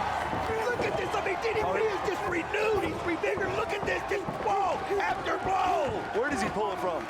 Series of rights. Oh! Wow! Wind him up, discus clothesline, Page off the ropes. On him again, full on lariat. I'm telling you right now, DDP is back in wrestling. He's joined TNA in a vengeance, and there he goes. Gonna go for the cutter here, Eric. What do you think? There's no love lost. It'll be over. It'll be over. He's got it. Oh, look at that. No, nice move. Nice counter by Raven. Eric alluded to it earlier. Eric Watts, you mentioned about the folks. Roll up. Quick package here. No. We've just seen it again. Raven has that instinct, whether it's from videotape study, whether it's from training with Diamond Dallas Page, whatever it is, he seems to know exactly when DDP is ready to hit the cutter. Oh, look at this great move. Wait a minute. Quick roll up here by DDP. Almost had it, but Raven gets out of it. Oh, nice left there by Raven. Someone split open. Now, Page shot off into the corner. Follow-up move and bulldogs him. Drove him down face first to the canvas. Gonna hook the near leg this time. Pin attempt for 2. Oh, again, DDP reaches in and finds something and gets out of it. Unbelievable. Have to question the weight positioning there of Raven. Kind of a nonchalant, kind of a cocky cover by Raven. I think he figured in his mind that he had DDP down and out. I don't know. Sometimes we take things for granted. It may look that way, but the way these guys are going, the pace they're going, it could be because he had no air left. That's a good point. I'll tell you something else too, Eric. Belly to belly! This is another attempt. Here's 2. If he did have air left, he doesn't now. Well, whatever it was between Raven and DDP, you can tell how personal it is, and I know you know what it is, and you're not sharing. And let me tell you what, this is respect. This is respect. You earn respect by bringing the fight to each other. Duck of the close.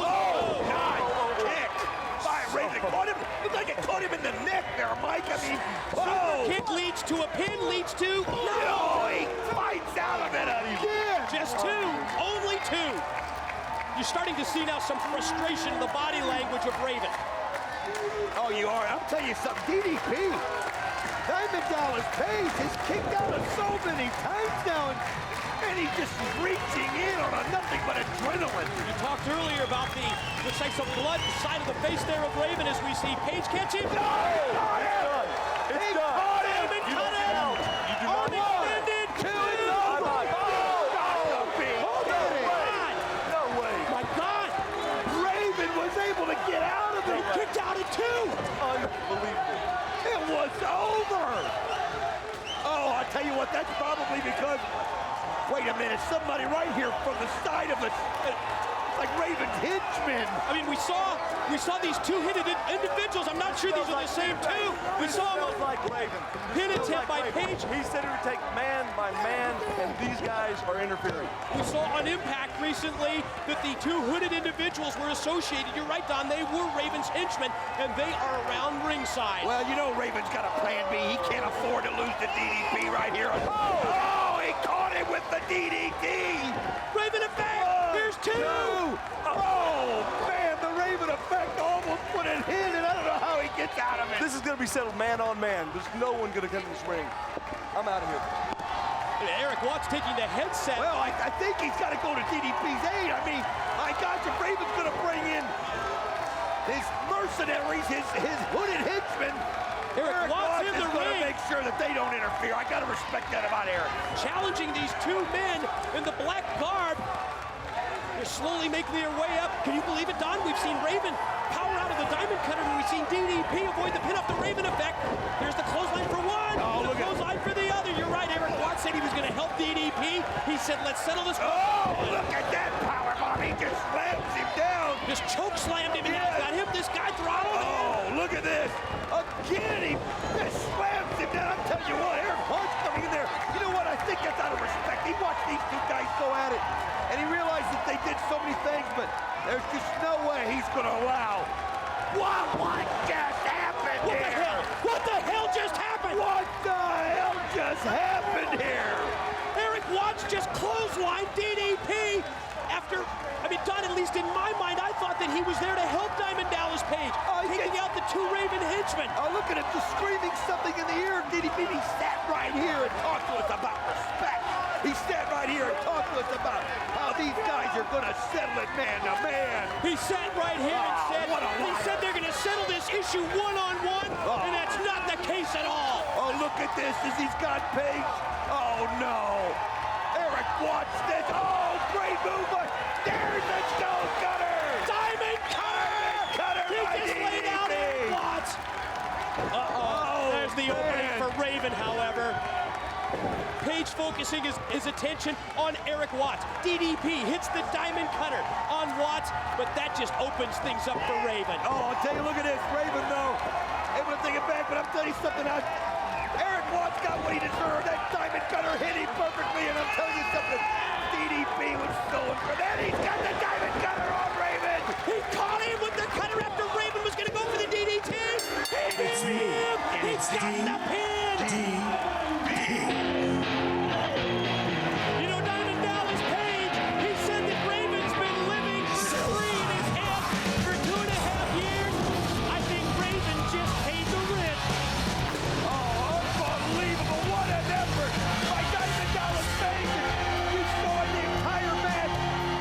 He was waiting to use that diamond cutter on Raven, and when he found the opportunity to use it, you could see Eric Watts looking on. Don, we were swerved by Eric Watts. He told us that they were going to settle it man-on-man. He told us they were going to settle it one-on-one. Eric Watts tried to cost DDP this match, but it didn't work, Eric. Thanks for waiting. Getting hungry, too. What kind of rinky-dink operation this is? Can't even get a catering. I gotta have protein, food, every 3 hours. Yeah, gotta have beef. Gotta have spice. Shut up, you idiot! You sound like Macho Man. Gotta have steak, lobster, mahi-mahi.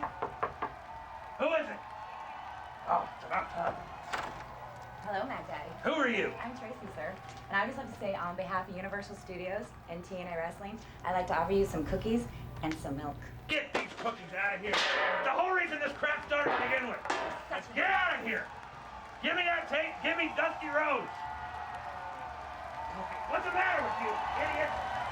Get out of here. You give me Dusty. Give me that tape. Don't come back till you do. One thing we know, Dusty Rhodes tells us that he's personally going to deliver that videotape, Don. Oh, I'll tell you what, this is getting more bizarre as we go, but how about Diamond Dallas Page able to finish Raven off with his specialty, the diamond cutter. Ladies and gentlemen, it's coming up next to Turning Point. It's the X Division Championship matchup. It's Petey Williams against Chris Sabin.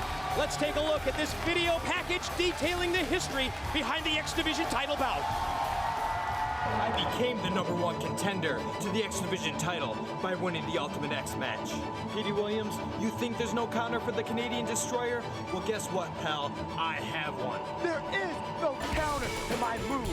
It's the most devastating move in the history of professional wrestling. Canadian Destroyer is a pretty tough finisher, but that was pretty sweet itself. Wait a minute, Sabin issuing the open challenge here, daring Petey Williams to hit the ring, and here comes the champ. Are you gonna go for it? The Canadian Destroyer, wait a minute. Look at this! Yes! He did have a counter! He not only had a counter for the Canadian Destroyer, he then hit him with his own cradle shot. Right now, just doesn't know what to do with Sabin. Sabin's got so much confidence. He was gonna go for the cradle shot, but it was reversed. Look at this! He did it again! He blocked it again! He countered the Canadian Destroyer and answered with the cradle shot. Sabin did it again! Here comes the Destroyer! And again! He blocked it a third time! Third time! And he caught it! Cradle shot! Sabin gets the title shot at Turning Point December 5.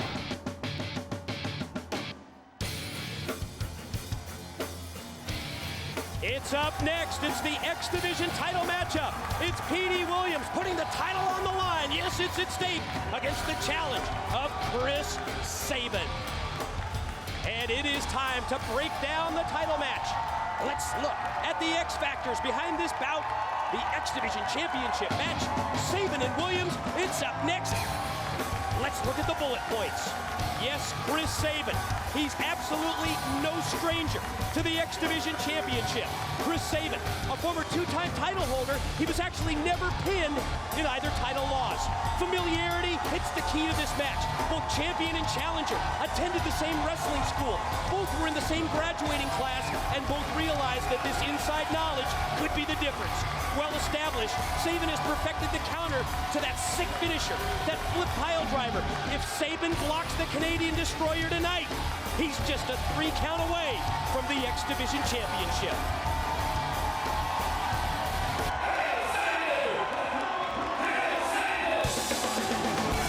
And here comes the challenger.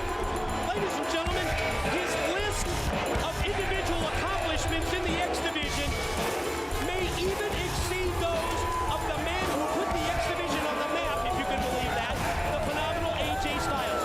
Chris Sabin, not only a two-time former champion, also a 3-time winner in the division's signature match, the Ultimate X. When you factor in, Sabin was never pinned, never submitted in losing either title match.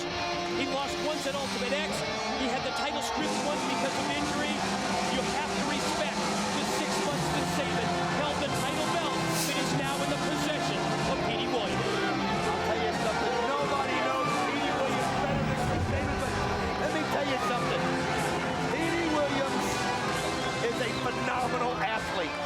We've seen that Canadian Destroyer in so many matches. Now Sabin has had a counter so many times, but you've got to realize that Scott D'Amore, who knows both these guys so well, has got to have given Petey Williams the kind of direction he needs to counter Chris Sabin when Chris Sabin tries to counter him. It was nearly 4 months ago that Williams captured that X Division title belt. There you see his coach, Scott D'Amore. Petey Williams prevailing in a 20-man gauntlet. Tonight he meets a unique challenge and a unique challenger in Chris Sabin. We alluded to it during the X Factors. These two individuals both attended the Can-Am Wrestling School of Team Canada coach Scott D'Amore. After they graduated together, Sabin went his own way. Williams remained with D'Amore. Much of Petey Williams' success can be directly attributed to that Canadian Destroyer. We all know Sabin has a plan to counter the flip pile driver. The question is that we're going to answer tonight. Will it be the difference? Will it allow Chris Sabin to regain that X Division championship? You know, you brought on the fact about how Chris Sabin has accomplished so much in the X Division. Not just by being a 2-time champion, but all those victories he's had in Ultimate X and X World Cups and all the different things that Chris Sabin has done. I'm going to tell you something. He can become the only other person besides AJ Styles to become a 3-time X Division champion tonight if he can beat Petey Williams. And one thing we know, he's got the counter to that Canadian Destroyer. It could be the difference maker here at Turning Point. Well, he's made it look easy a couple of times. I'm going to tell you something. That's got to have gotten ahead of Petey Williams. There's no doubt in my mind, but look at this. These guys they know each other so well. And look at right away. Gonna go for the cradle shot. Oh, here in the opening minute of the match. Did you see Petey Williams escape and bail out of the ring? I'm going to tell you something. A lot of people might criticize Petey Williams for getting out of the ring there, but sometimes that's a good strategy. Things were not going the way he wanted, and he found himself up on the shoulders of Sabin. He realized it's time to regroup, and he'll get back in there on his own time. One of the most impressive things to me about that block and about that counter for the Canadian Destroyer is the fact that Sabin has been able to take that move, and in one motion, he's been able to turn it into his own cradle shock finisher. Yeah, it's almost like he hopes that he goes, oh, Scott D'Amore's yelling right here in front of us. Go over there and watch the match. Get out of our face. But you know what? It's almost like he's perfected a way, Mike, to where he almost wants Petey Williams to go for the Canadian Destroyer. Wow, did you see that? Great leg sweep. Quick pin attempt by Sabin. Both men back up to their feet. Elbow to the midsection. Nice snapmare takeover. What a kick by Sabin. I'm going to tell you something. These guys know each other so well, and you can tell. I mean, they know each other so well. They know each other inside out, but you know what? Petey Williams never saw that kick coming. No. That was again, you hate to make the references to AJ Styles, but that's something that you would have seen AJ do. The kick coming out of nowhere. Destroyer, and you know Chris Sabin has studied the X Division as well as any man. That's just the ultimate compliment, though, when you talk about one of these individuals that really reminds you of someone like the phenomenal AJ Styles. Look at these forearm shots by Sabin. Oh, man, I'll tell you what. Oh, look at this. You see the way he floated right over the ropes? There he goes. Oh, what a kick to the back of Petey Williams. Chris Sabin coming out here with a house of fire. I'm telling you what, Petey Williams is confused right now. This is not going the way he planned. He's the champion, and he doesn't have any momentum right now, and he knows it. Sensational springboard dropkick by the challenger Sabin sends the champ Petey Williams out to the arena for Coach D'Amore in conversation with referee Mike Posey. But at this point, Petey Williams don't look to Coach D'Amore. Look to the ring and face the challenger Sabin. Oh, look at Sabin! Oh, man, wow! Great counter there by Petey Williams. And he uses his advantage. That's why he's a champion. He set Sabin up right there. You know, we've been giving props for the past several weeks to Sabin for having the counter to the Canadian Destroyer. But we got to turn it around and give the same props to Petey Williams. On 2 occasions, Sabin's gone for his cradle shock move, and twice it's been blocked. That's exactly right. He's kind of, oh, nice move right there by Petey Williams. He is so agile, so athletic. Oh, look at that as he just makes sure he hits it. He makes sure he's got his grip, and then he just flips Sabin right over. Wow, sensational slingshot into the Hurricane Rana as the champion, Petey Williams, has now turned this thing around. Keep your eyes on D'Amore. Oh, you can see it right there. Scott D'Amore, though, is going to have to do his best coaching job, I think, that he's ever done one-on-one. He's got to keep Petey Williams focused. Got to let him realize that he is the champion. Oh! There's another one of those surprise moves. Mule kick that time. Follow-up knife edge chop. I'll tell you what, sometimes the best action is no action, and that's what Sabin did. He just sat there and laid in wait and let Petey Williams come to him, and then he caught him perfectly with it. Oh, right into the back of the rail. Oh, my gosh, that was brutal. Don, it's almost as if he powerbombed him back first, right into the steel safety rail. My God! What's Sabin doing now? He's jumped into the crowd. Where's he going? He's headed up. You got what in the world? Making his way down towards the pit area, now headed back up. Look out, Sabin! Wow! All the way through the crowd, over the rail, and right on to Petey Williams. He dove over the top of the pit area. We gotta take another look at this. Wow! And you know what? He had to also guard himself against the side of the ring. Oh, was it something else? Man, absolutely spectacular move by Chris Sabin, the challenger. Wow, you know, we knew this was going to be something else. Folks, this is what the X Division is all about. This is what TNA is all about. Yes. Kids putting their bodies on the line, putting everything on the line. Oh, look at his Petey Williams. Oh, what a counter by the champion. He dropped Sabin that time, throat first across that top steel cable, that top rope. Oh, great move by Petey Williams. You got to stop the airflow right there and give yourself a chance to catch your breath. And look at that now. Petey Williams has got Chris Sabin laying on the mat below the ring. You just mentioned the airflow as we see D'Amore put the boots. Look at the history. This is his trainer. This is the man that trained Chris Sabin to be a pro wrestler. And again, they're no longer associated with each other. But can you believe that? He's choking him. He's throttling him. Pin attempt. 2. No. Well, who knows better than Scott D'Amore the damage that Chris Sabin can do to Petey Williams, and that's why he took those cheap shots. You really pointed out the right move. You talked about taking the wind away from Chris Sabin, and that's exactly what Williams and D'Amore teamed up to do right there with that series of moves.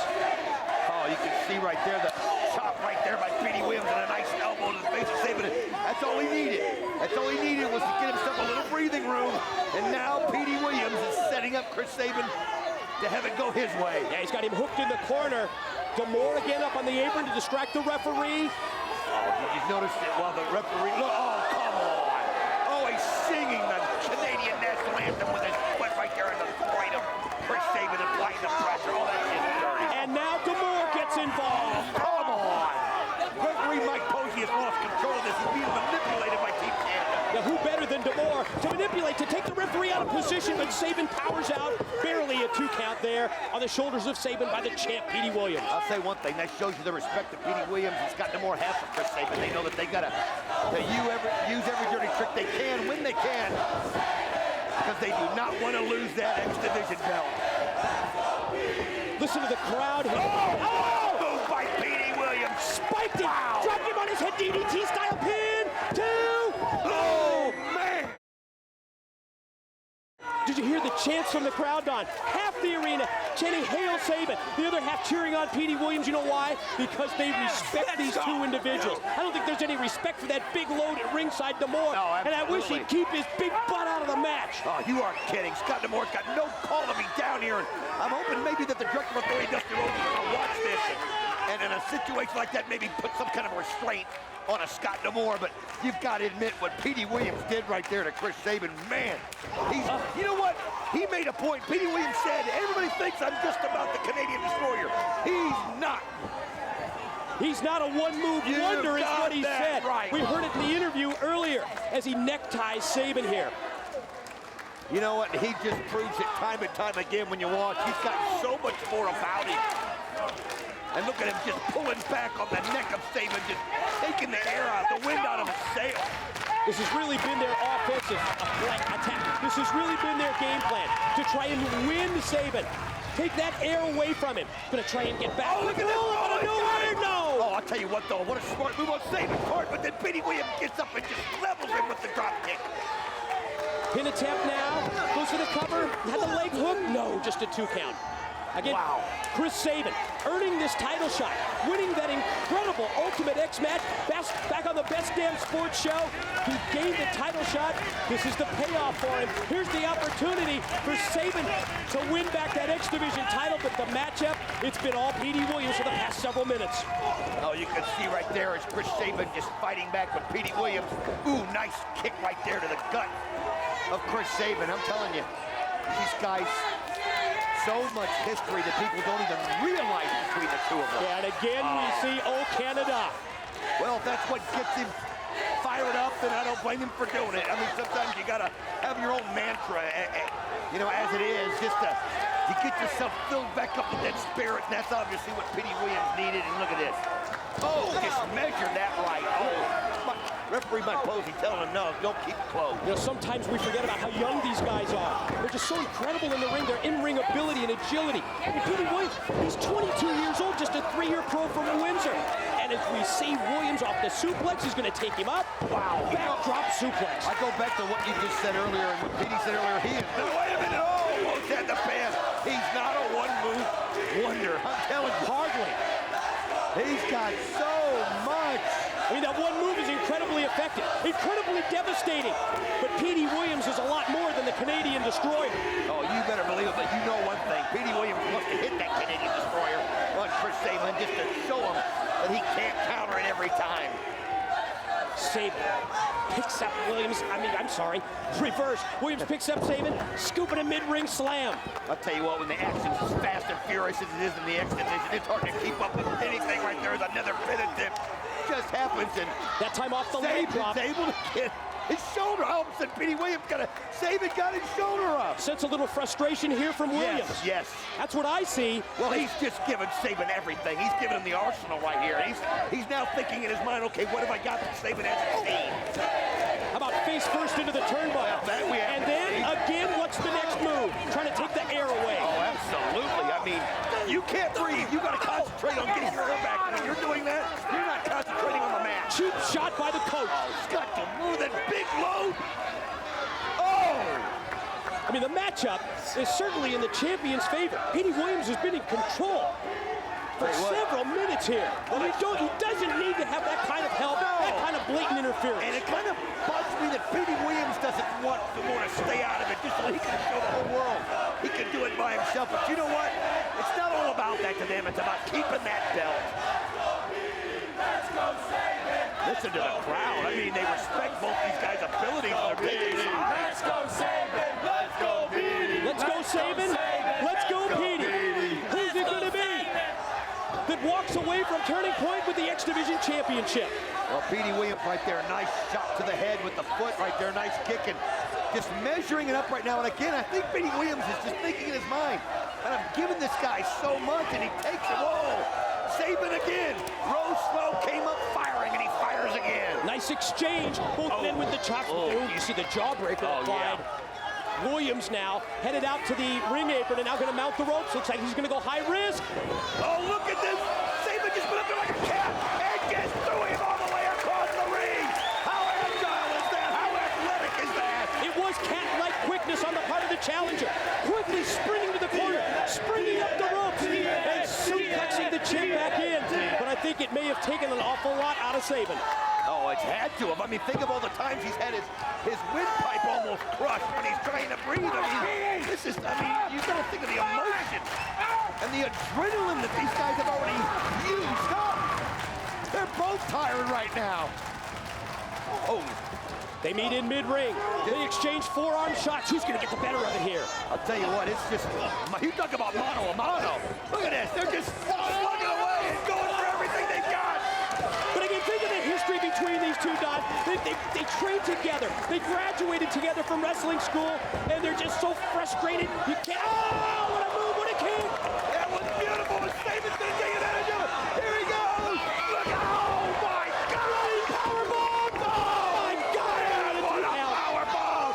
That was the most vicious powerbomb I've ever seen in the X Division. Shades of, let's see this again. Shades of Jushin Thunder Liger with this running powerbomb. Look at that great kick right there by Sabin. That was the move that set it up. Yes, that great spin kick. And then what? Oh, now we come back live because we've got to follow this action. I don't blame you guys in the truck. We got to keep our eyes on what's going on live. You can't take your eyes off these guys for 5 seconds.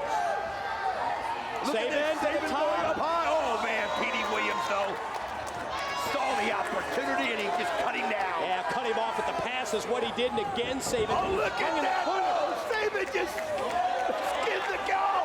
You gotta be kidding! Right over the top of the ring post. He skinned the cap, and then he somersault flipped over the top. Oh my God! Is there any way? Oh, we gotta keep on the action. Yeah, they're pulling out all the stops. I'd love to sit here and look at a replay of every move, but we might miss something live. Man, you are kidding! Chris Sabin right over the top of the ring post. He's got it. No, Petey Williams shows he's got heart. The crowd yelling, "This is awesome!" That's an understatement, Professor. Just confirming what we've said since the opening bell. You're damn right this is awesome. What a matchup! X Division title at stake, and now Sabin may see an opening here. Able to take Williams down. Look at this. Oh, Petey Williams, no showing. He's still got some gas in the tank, and he just set Sabin up and just put him down. Did you see the fluid move that all led into that side rush and leg sweep? My God, that's incredible. This ranks as one of the greatest TNA X Division matches that we've ever seen. X Division Championship matches we've ever seen. And he's doing well. Look at this. Sabin's got him up. Oh, but Petey Williams got it. Oh, he blocked that cradle shot. Look at this. Oh, no. He's going to go for the sharpshooter. He's got him in it. You talk about now a one-move wonder. He's shown us about 30 moves here tonight. Might be a tribute to fellow Canadian Bret the Hitman Hart. Sharpshooter applied. Sabin going to try and make it to the ropes, but look at this. The champ, Petey Williams, pulls him back out towards the middle. Look at this. He's dead center, middle of the ring with the sharpshooter applied. Sabin's getting ready to submit. You can see it.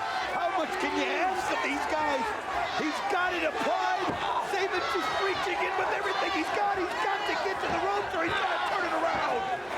He's very close, and he made it. He did it. You saw the grip of Petey Williams really starting to fail, and that allowed Sabin to just use every last ounce of strength to crawl to the ring ropes and, yes, get the rope break out of the sharpshooter. Wow, this is absolutely one of the most phenomenal things I have ever seen in my life. Look at this. They're just going on reaction right now. They're not even thinking. They're just reacting. Keep your eye on the challenger. Sabin picks the champ Williams up. Got him by the head. Got him by the hair. Is he going to try and suplex him in? Oh, look at Williams fighting him off. I mean, look where they're at. They're in a dangerous ground. If you hit from up there, if you hit flush, it would be a time to get the pin at this point. Look at this. Petey Williams. No. He's going to go for it from the top rope. It's blocked. Oh, he blocked it with everything he had. Sabin hanging on for dear life as well. Oh my God, Sabin's got him. Here it is. Gonna go for the destroyer. Did he just roll right through? Oh, spiking regulation pile driver. Storm on his hand.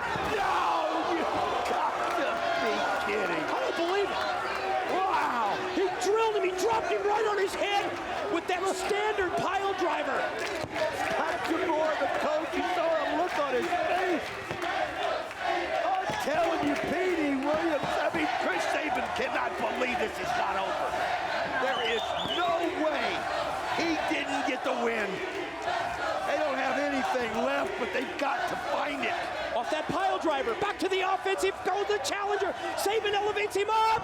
Williams fights him off. He's got him. Cradle shot. This is it. Cradle shot. He's got him hooked. Oh, come on. Damn you, Gamor. He just interfered again. This guy is going. What's he got? What's he doing? What? He's got necks. Oh, no. He's got breast necks. No, not like this. Not like this. He hit him with those necks. 1, 2, no, not like this. Damn you, Gamor. We're watching one of the great classic matches in the 2.5-year history of TNA. And Gamor has to be the difference maker. Oh, he cheapens and he knew Petey Williams could not survive that cradle shock. He knew it. And they had the brass knuckles in his short just in case they needed it. Oh, I'm so sickened by this. The interference by Gamor, in my mind, it cheapens the victory. You got the title, Petey Williams. Yeah, here comes the celebration. Here come the Canadians to celebrate. All the Team Canada joining with. They've got all the belts here other than the NWA World title. They've got the tag belts. They've got the X Division Championship. Four belts of now by Team You Canada. guys took a shortcut. Yo, they cheated. They cheated. You may hold the title, but damn you, Petey Williams, you're not a champion.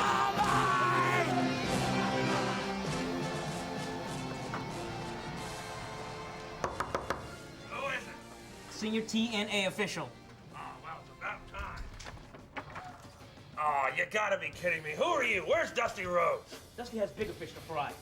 Oh, all right. Very funny. Come on, little guy. Let me tell you something. Dusty was... Ow! Ow! Ow! Ow! Ow! I'm chewing! Ow! I'm chewing! Ow! Ow! I'm chewing! Ow! Ow! Ow! Oh, where's my son-in-law, that idiot? Ow! Ow! TNA! It's going down! You hear me? Ow!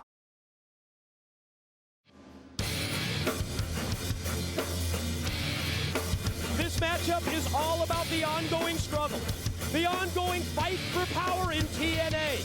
It's time for the 6-man superstar tag match. Styles and Hardy, we don't know about the Macho Man. He's been kidnapped against the Kings of Wrestling. Oh, absolutely. We've got to find out what happened to the Macho Man Randy Savage. And you know why they did it. You know why they did it. Because Savage had become such a leader, an emotional leader, a leader of the locker room, as we see.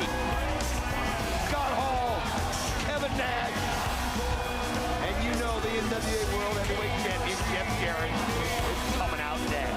The express purpose of the Kings of Wrestling's place in TNA is control and power, taking over this company, and in the process, turning the locker room upside down. Tonight, they promise to make the takeover complete.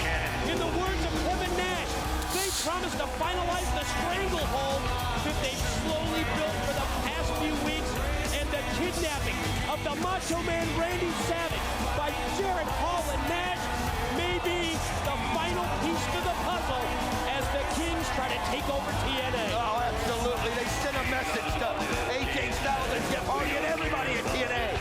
They're not going to do it the right way. They're going to do it their way. And their way means keeping Randy Savage out of that ring. Oh, this just, how is this going to impact the way that Jeff Hardy and AJ Styles do business in the ring? I mean, they had to have some kind of a pre-match strategy with the Macho Man Randy Savage. But now they're going to have to fight the Kings of Wrestling. 2-on-3. Ladies and gentlemen, you have to be so proud. You have to be so impressed with the way that the phenomenal AJ Styles stood up to the Kings of Wrestling. As you recall recently on Impact, Director of Authority Dusty Rhodes, he told the TNA locker room, stop the invasion. Stop the invasion now. If you don't stop it now, they will strangle TNA.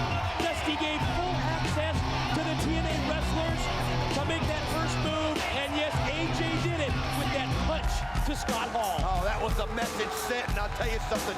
Right now, as we see the charismatic enigma Jeff Hardy coming out, these two are going to have to rely on speed and quickness. They're going to have to stay out of the grasp of the 7-foot dog of the net, the 6'7", 6'8" Scott Hall, and of course the NWA World Champion Jeff Jarrett. Historically, Kevin Nash, Scott Hall, and the NWA champ Jeff Jarrett, the King, have used the strength and numbers strategy to accelerate the takeover. Earlier tonight we saw it. They kidnapped the Macho Man, and now we're set up with a 3-on-2 situation in what we all expected was going to be a 6-man superstar tag match. Well, it's now become a 5-man, and I'm going to tell you something. AJ Styles and Jeff Hardy are doing this. They're doing this for NWA TNA. They don't have a choice. They can't change the fact that the Macho Man Randy Savage is not here. They can't change that.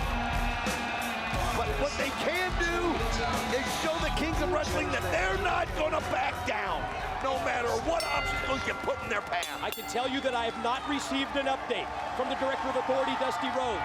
We were told earlier that Dusty was going to follow up that kidnapping of Randy Savage by the Kings of Wrestling. But Don, there's been no update. The bell rings. And it's time for Styles and Hardy to face the music and to face a 2-on-3 uphill struggle. You know, just a part of you was just hoping that somehow Randy Savage would find a way to escape and find his way here, but obviously you can tell that AJ Styles and Jeff Hardy aren't looking for him. I know they've got to deal with the situation. You know what? And that's what makes these guys great. When the information is not in your favor and you can't do anything about it, then you've just got to ignore it. Think of the history between the two individuals who were in the ring. NWA World Heavyweight Champion Jeff Jarrett and the phenomenal AJ Styles. Don, some of the most incredible matches in TNA history have involved these two men. Oh, you said that right. I mean, both these guys have beaten each other to you know, in matches where they've been, where the World Heavyweight Championship was on the line. AJ Styles, 2-time NWA World Champion, 3-time X Division Champion, 2-time Tag Team Champion. This guy's unbelievable when you look at his resume. Only Triple Crown winner in TNA history, as you just documented. He did it twice. That's the most amazing thing. That's the most phenomenal thing of all.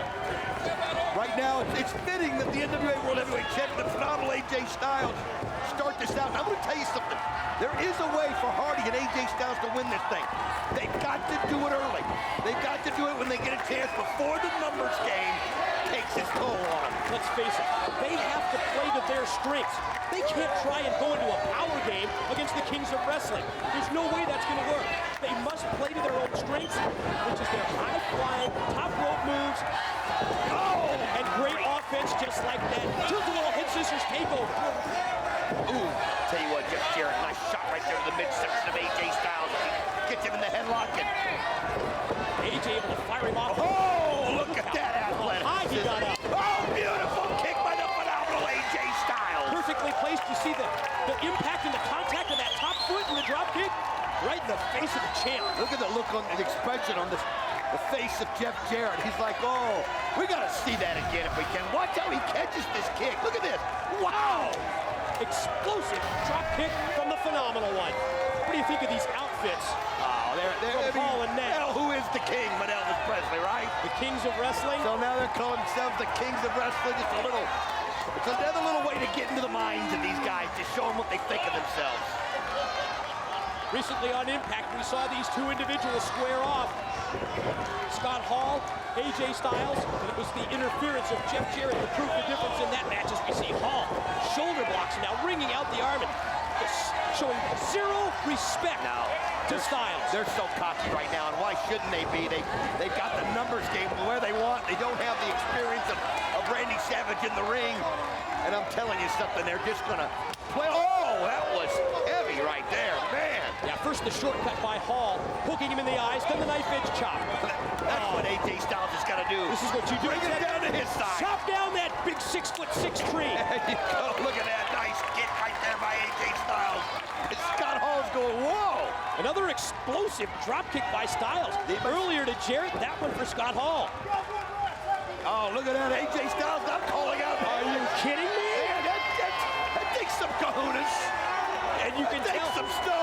can tell by the look on Kevin Nash's face. Big Sexy was thinking the same thing as you are. And are you kidding me? Look at this. So he says hi. And now we are going to see Kevin Nash square off with the phenomenal AJ Styles because AJ called him out. A distinct height and weight advantage here, Mike. Let's see if AJ can exploit the speed that he has. Nash, that's trouble for AJ. I'll tell you what, he just shortened the distance really quick, and he didn't give AJ Styles any time in a heartbeat. Maneuver. In an absolute split second, he did it. Yeah. First with the knee, then with the elbow, and then with the right hand. Yeah, I'll tell you what, AJ bit off. I understand his fire. We respect that about him.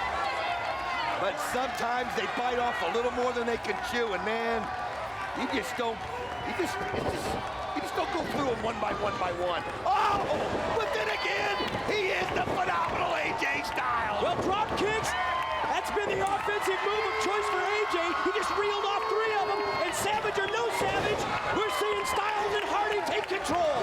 Nice kick there by Hardy off the top rope, and that's what they're going to do. They're going to keep him on balance. Hardy hits the clothesline. Now you've got Nash down where you want him, and then he applies the leg drop. Yeah, he's not quite so tall when he's right there on the floor of the mat. No, perfectly placed by Jeff Hardy. Hardy able to turn this thing around. Nash in trouble, Nash reeling. Again, the Macho Man Randy Savage kidnapped earlier by the Kings of Wrestling, forcing Styles and Hardy to go into this tag team match outnumbered. Cheap shot by Paul. Hardy answers. Jeff Hardy takes a couple shots himself, but then the big boot by Kevin Nash. You just can't lose your focus. You have to appreciate that Jeff Hardy was fired up. Great right hand, took down Hall, took down Jarrett, but then when he turned around, it was the big boot for Big Sexy. Well, you can see right there, now Jeff Hardy just taking the brunt of the boots from Jeff Jarrett as he's down on the bottom of the mat. The NWA World Champion now in total control, and look at this.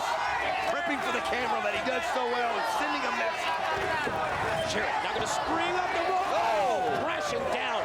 The neck right on the top of the rope right there, and you can see that Hardy's lost his breath, and Jeff Jarrett going for more. Jarrett, all of his weight, all of that 238 pounds coming crashing down across the back of Jeff Hardy while he had his throat across the ropes, and now Hall comes in, measures him, and connects with the right, and then another right hand. Well, that's what they've got to do, too. They've got the numbers advantage. They've got the weight advantage. They've got to keep the proximity of the match very close-knit to them. They've got to do a lot of quick tags, and they've just got to do this. Choke slam, followed by the pin attempt. Hardy powers out before the 3 count. Not give Hardy and AJ Styles any chance to breathe. And they're not. Look at this. Hardy reaching over, trying to get AJ back in the ring, but Kevin Nash says, now it's my turn. Hall tags in Nash. One of his patented moves is this slam. Dropping it down with the body. Legs hook AJ in to make the save, and you can't blame it. No, you can't. I'll tell you what. You especially can't for the fact that they're outnumbered. It's a handicap match at this point. AJ Styles has got to do any dirty trick he can find. As you know, the Kings of Wrestling will do it. Tag now into Scott Hall. Hall picks up Hardy.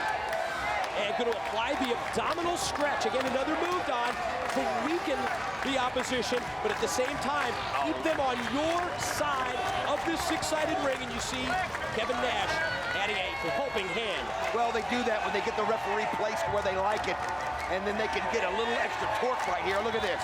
You see there, Kevin Nash pulling on Scott Hall's hand, and it just makes it doubly strong and doubly hard on Jeff Hardy. Helps him with his leverage, helps him with his balance as well in maintaining the abdominal stretch.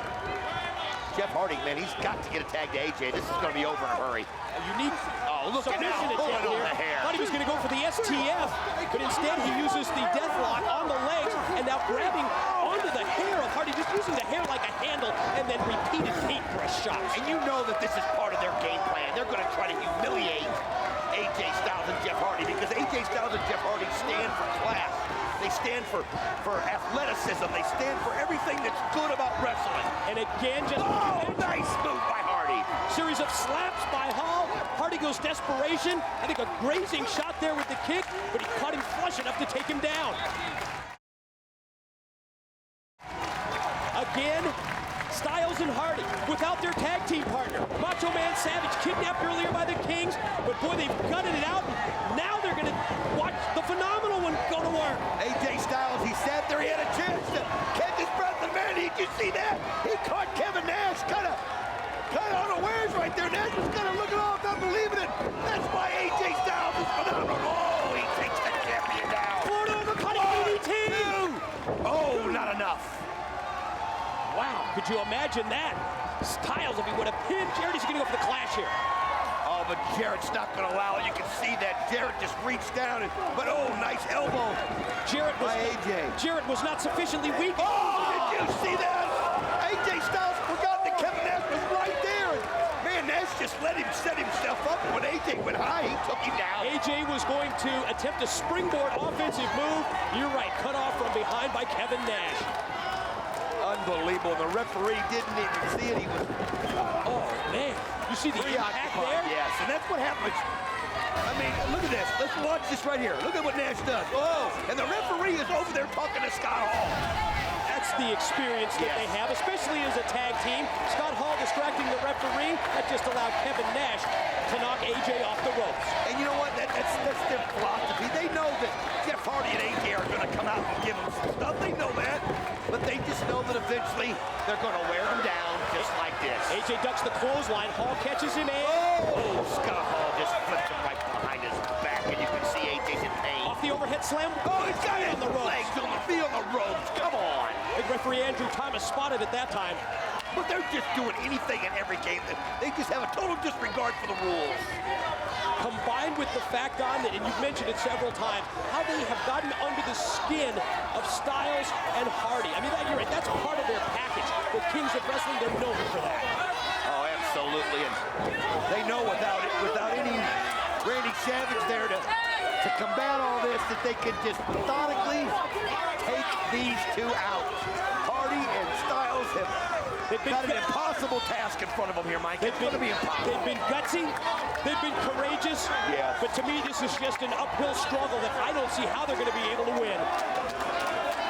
Nash measuring him in the corner, and I mean, look at it. Just big elbow. Mind games. Just humiliating him. Rolls him across. Goes one. And hit two. No. AJ fights out. But look at it. He goes right for it again. Cover. He fights out of it again. You got to give it to AJ. He's at least showing everybody in the back that, hey, I'm going to stand up to these guys. I'm not going to give up. Still fight left in Styles. Tag in now to the champ, NWA World's title holder, Jeff Jarrett. They expose the ribs of Styles. Jarrett connects with the move. Now shot up into the ropes as AJ takes him out. Oh, right on the knee. It's the perfect follow-up move if you think about it. Yes, it is. Shot to the ribs, to the knee to the ribs. Is he going to go for the figure four? He sure is. He's setting it. No, wait a minute. AJ, pack hard move. Oh, fights out of it. AJ going again. Quick roll up, shoulders down, and another two count. You know what? I like that about AJ. He doesn't care how he does it. He knows he might have to steal it. Oh, he's trying to tag Hardy, and Jarrett won't let him, and now Scott Hall comes in and just gives him some blows. Jarrett made the tag. Scott Hall is the legal man, but then Jarrett wisely, very smartly, hooked the leg of AJ. He's got that 4+ seconds before he has to get out of the ring. He used all of that to keep Styles on their side of the six-sided ring, and now Scott Hall, Kevin Nash, and Jeff Jarrett just continue to beat on AJ. Oh, AJ Styles is just stuck in the corner here right now, and that's the problem. It's just too much size, too many numbers. Somebody should have stepped in, but you know what? Dusty Rhodes is too busy trying to find out what happened to Randy Savage. He didn't have time to stop this. Kevin Nash now legal. Nash in, takes AJ up, and applies the bear hug. Again, a wise move on the part of the Kings of Wrestling here. Let's take the wind away from AJ. Let's take all that breath out of his lungs. Not to mention, we saw that midsection take the blow from Jarrett on the knee. We saw him take the blow and the kicks. I mean, we've seen, look at this. Nash is just sucking the life out of AJ Styles right here. You're seeing how those series of moves, first from Jarrett, then from Hall, now from Nash, have weakened AJ. He's going to try and fight his way through. Oh, he's elbow shots. Nice elbow shots to the back of the ear. Forearm shots as well. But he just doesn't have Did he make the tag here? He's so close. He did. He's got it. But the referee never saw it. Come on. Scott Hall came in. Scott Hall distracted Andrew Thomas. Andrew Thomas never saw the tag. And you can see Jeff Hardy sees that. Oh, he is kicked off. Oh, man, that's just the way they're just manipulating this every way that they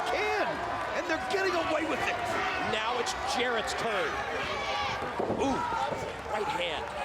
This is the champion. That time on left. AJ this time springs off the ropes, tries his forearm. What an exchange here between these two. I'll tell you what, blow to blow, and you can see now AJ just going crazy. He's got to. He's just got to go on adrenaline right now. He's got to get some kind of an opening to tag in Jeff Hardy. Here he goes. Oh, they meet right in the middle. Mid-ring collision. Both men go for the cross body block. Both men are down as the referee puts in the count. You hear the crowd here at Turning Point in Orlando. With the staccato hand clap, with the chants. Styles down, Jarrett down. Who's going to be the first to get to their feet? Who's going to give their team the advantage? Oh, you can see AJ going for a little help from the rope after everything that he's been through. You don't blame him, and AJ is up to his feet, but he's still cut off from Jeff Hardy, but he gets there. Hardy's now in. Oh, look at this. He doesn't give Jarrett a chance to hit him. He just goes right at him. Off the right hands by Hardy. Jarrett slings him off. Oh, beautiful move by the charismatic Enigma. Hardy caught Jarrett. Now turns his attention to Hall. Able to take down Scott Hall as well.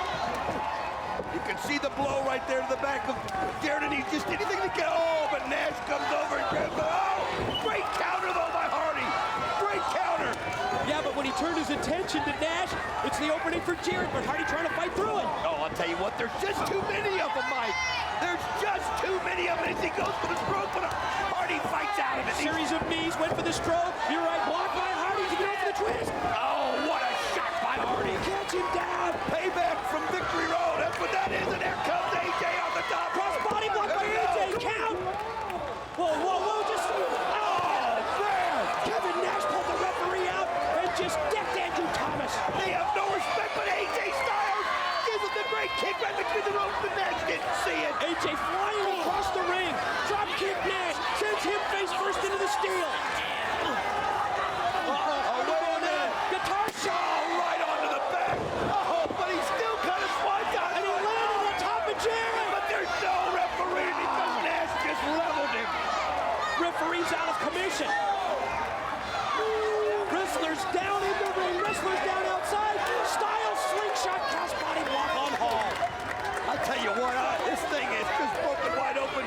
And I am so proud of Jeff Hardy and AJ Styles for what they've done. Being outnumbered, outsized, they have given everything that they can. And it's everybody's out. Oh, wait a minute. What? It's Savage! He's here! The Macho Man, kidnapped earlier by the Kings of Wrestling, and Randy Savage is in the building, and Randy Savage is making his way to the ring. You heard the roar of the crowd, and oh my gosh, the Kings of Wrestling can't believe it! Their plan backfired! Savage asking for Hardy to tag him in. It is! Here comes the Macho Man. Savage has got Jarrett. Whoa, and there he gets levels of it. Think about it, he's fresh. He's so fresh. As he was able to escape. And here he is, he makes it to the ring, and he's just letting him have it. 1, 2, 3. Savage is taking it to all three of them. Jarrett, Hall, and Nash. Savage has turned this thing around against the Kings. Oh, Jarrett stops him and applies the sleeper hold. Again, right now, you got, look at that, but Savage was able to get out of it. Now the Macho Man has the sleeper hold. He's got it locked in on Jarrett. He's trying to fight off Hall and Nash. Hardy with an assist. AJ as well. Now all 6 men in. We've got 3 sleeper holds. The King's in trouble. Jarrett able to fight out. Oh, wait a minute. Jarrett trying to pull Savage back, but Savage fighting with everything he got. Did he get it? Randy Savage just pinned the NWA champion. My God, the Macho Man did it. The plan backfired. The Kings of Wrestling thought they had it figured out. They removed Savage from the equation, but he found a way to escape. He found a way to make it back just in time, and nobody's happier than Hardy and AJ. The leader of the TNA locker room has just done it. Take note, Dusty Rhodes. Take note.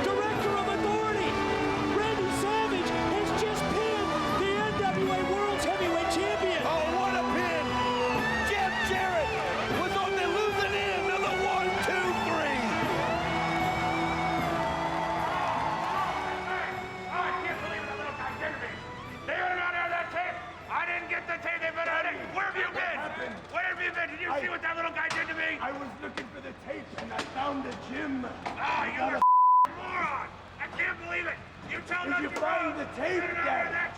I will shoot. Daddy, what do you want me to do?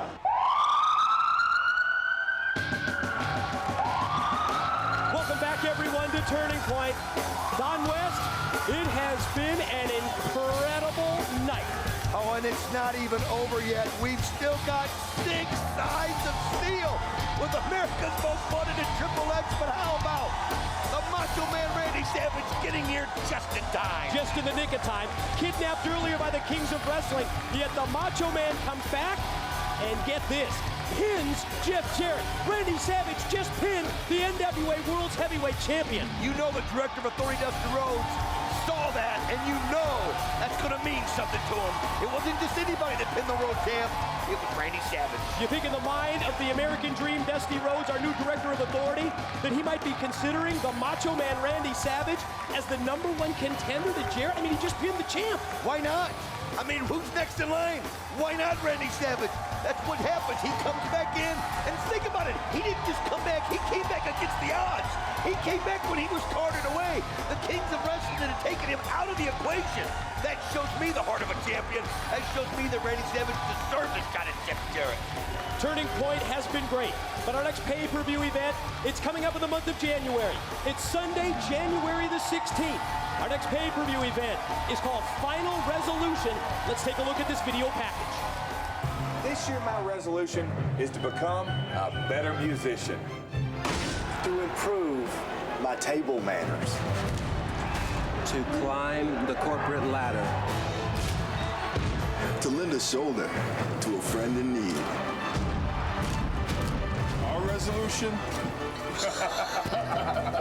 TNA Wrestling presents Final Resolution, live Sunday, January 16th on pay-per-view. What's your resolution? Circle your calendars now. Sunday, January 16th. It's our next huge pay-per-view event. It's Final Resolution, Don. It's going to be great. Oh, I mean, think about Victory Road. Think about Turning Point that we're experiencing. You know what Final Resolution will be all about when you've got the great stars that we have right here in NWA Total Nonstop Action. Hold 1 second, Don. I'm getting word from Mike Miller and Keith Mitchell that we're going to... Do we have a camera back there yet? We're going to try and send it out to the production truck. Something's going on outside here at Stage 21. Once we get the camera in place, we're going to send it out to the production truck. Hey, in there. Play that tape. Play Cooke-Gate right now.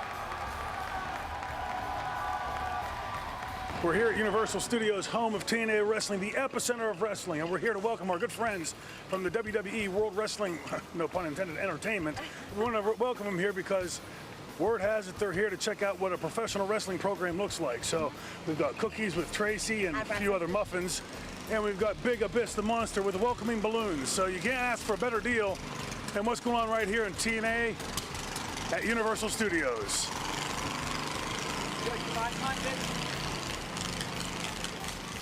What y'all, you eating mahi-mahi today? We just came to welcome them to Orlando, man. Hey, you know Vince? You know Vince, bro? Ask him if I can get a salad. I don't mean to interrupt you, dude. We come in peace. I just want to try to talk to Vince. Where's Vince Man? We're here to welcome What's going on, bro? How you doing, man? How you doing? Wait, is Vince around? No-show. He's a friend of mine, man. He might not remember me. I made him a bunch of money, but I don't know if he's getting older, and it's started. Maybe tell some of the boys, Benoit, tell Benoit to come out here. I just want to get a plate. I just want to get some mahi-mahi, man. How you doing? That is too much toupee right there, bro. That is too much toupee right there. We got you a balloon, homie. We come in peace, representing, O-Town. O-Town. Eating mahi-mahi. That's what I'm talking about. Yeah. Represent. Tell somebody if I can get a plate of mahi-mahi in Orlando. By the way, you're fired. As the backstage guy that's supposed to interview all the talent, we got Conan back here with his boys Run the Truth Killings. We got BG James. We got the big monster Abyss, 6'8", 350 pounds, with welcome balloons. You can't be any more welcoming than that. And back here, we got Traci with her cookies and her muffins. The best thing of all is the Run Killings just went up and stole their mahi-mahi. and only one person had the guts to walk out. I'm sort of disappointed because they don't seem to be happy to see us. I've always heard that Vince was a stand-up, straight-up guy, would come get in your face if he had something to say, and I'm here to talk to Vince McMahon. And Vince, if you're here listening, please come on out and talk. I'd like to talk to you about a few things from the past. But like you said, he is a stand-up guy, but sometimes he has to sit down to aim. But here we are. I'm here to eat, No, they've been known to come by and drop by and say hi every now and then. That's been their MO. You did it before. We came back, we came by to say hi to them. You know what I'm saying? Try to be cordial. Exactly. Hey, don't come in our backyard and cook your mahi-mahi. And if you do, we will take your food. Now, why would the WWE threaten to sue us over that? We were just breaking out the welcome wagon. We were bringing them cookies. We were bringing them muffins. I mean, why would you be upset when Traci shows you her cookies and her muffins and comes in goodwill? Why would that make you threaten a lawsuit? I mean, it's not like we drove a tank up to WWE headquarters in Stamford, Connecticut or anything, is it? Oh, I think that would have caused a little bit of different reaction. And what I want to know was, who was the masked man that was giving you 3 Live Crew sign? I don't know. Must be a pretty big 3 Live Crew fan, though, I would think. Absolutely. You ready for the main event? Oh, are you kidding me? I have been waiting for AMW and Triple X to get in the 6 sides of steel since Dusty Rhodes made it official. This one is going to be incredible. This one is going to be off the charts. It's Triple X. It's AMW. It's time for the 6 sides of steel.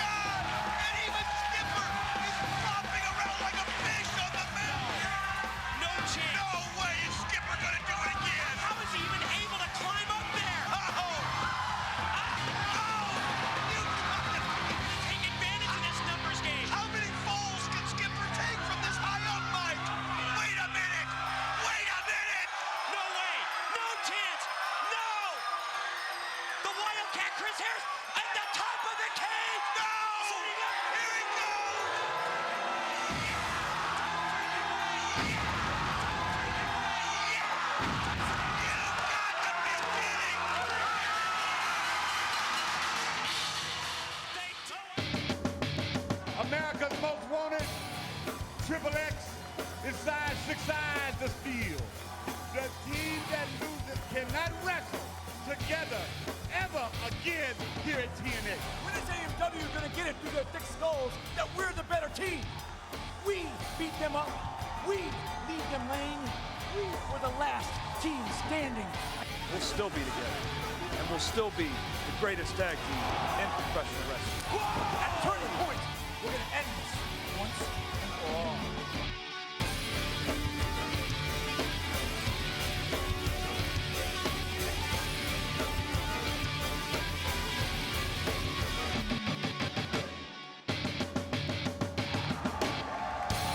No hype is necessary.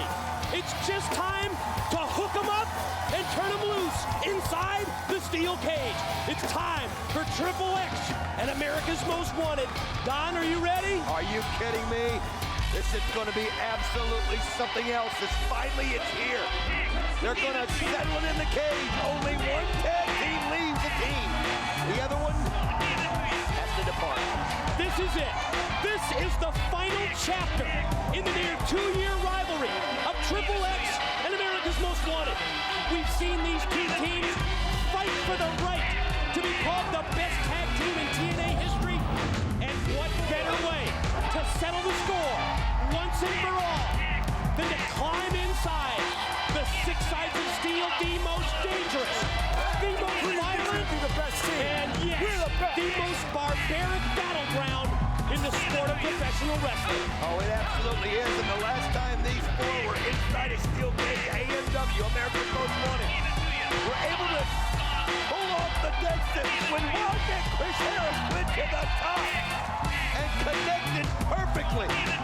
And that was the end of Christopher Daniels. There was no way he was getting up for that one. So you know Triple X has extra payback in mind. But you know, you talked about this cage. Here comes America's Most Wanted. I've discovered with the 6 sides, the cage has less play. So when you hit it, it's like hitting a wall. That's what AMW told us earlier. They said it's not like that 4-sided steel cage. Totally different, and they also have to have a different game plan and a different strategy. Well, it was the NWA Director of Authority, Dusty Rhodes, who said that we're going to finish it once and for all. Dusty raised the bar. Dusty upped the ante. He added the stipulation that the losing team will never team again. One team will emerge, one team will disband, because the losers must split up forever. I thought I saw like a pair of handcuffs. What I thought too. Harris had handcuffs? Yes, it looked like Wildcat Chris Harris had handcuffs. And we've seen Triple X use the handcuffs on AMW in the past. How many times have we seen it, Don? Where they've handcuffed AMW to the ring ropes and then just beating the hell out of them. Oh, you better believe it. And you can see right here, AMW, focus. I've never seen these two more focused than they were today, and I gotta say the same thing about Triple X. I was just gonna say, I've never seen these four more focused. You talk about game faces. All 4 of these individuals have their game faces on because they realize that one of these 2 teams, the losing team in the 6 sides of steel, will never, ever team again. When you think about what this 6-sided ring does when a steel cage is put around it, the sides are smaller. They don't have as much give. And there's not that play in the cage. There's not that play that you can actually work off of. What happens is, too, when you realize that the cage has the opening, and when your face hits it, it's like being on a cheese grater. If you get your face rubbed against this, it's like a grater. It just can peel the skin right off of your face. And what we were told on is that when you throw someone into that 6 sides of steel, there's not that play, there's not that give like there is with the 4 sides, so it makes every move even more painful and more impactful. There you see it, cage doors lock, and here we go. We are on, and let me tell you something, as you see Daniels and the Cowboy James Storm, and they just go right at it. I mean, look at this. One counter, nobody, I don't think there's any 2 tag teams in TNA history that know each other better than these 4. They have locked horns so many times, and in fact, Triple X has actually come out victorious, believe it or not, more than even AMW. They have some kind of a magic over AMW at times, but we saw what happened the last time they were in the cage. And let me tell you something, this is going to be a war.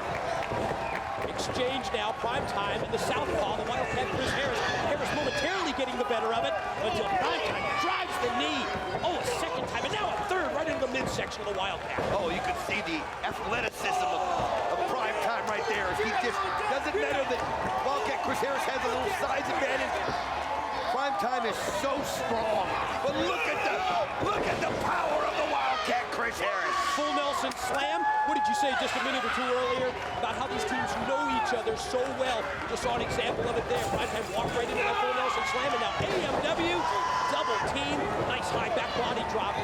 Now Daniels, he's being hit with a series of shots from AMW. He found himself in no man's land right there, right in between. But oh, great counter right there by Daniels as he saw AMW setting up for it.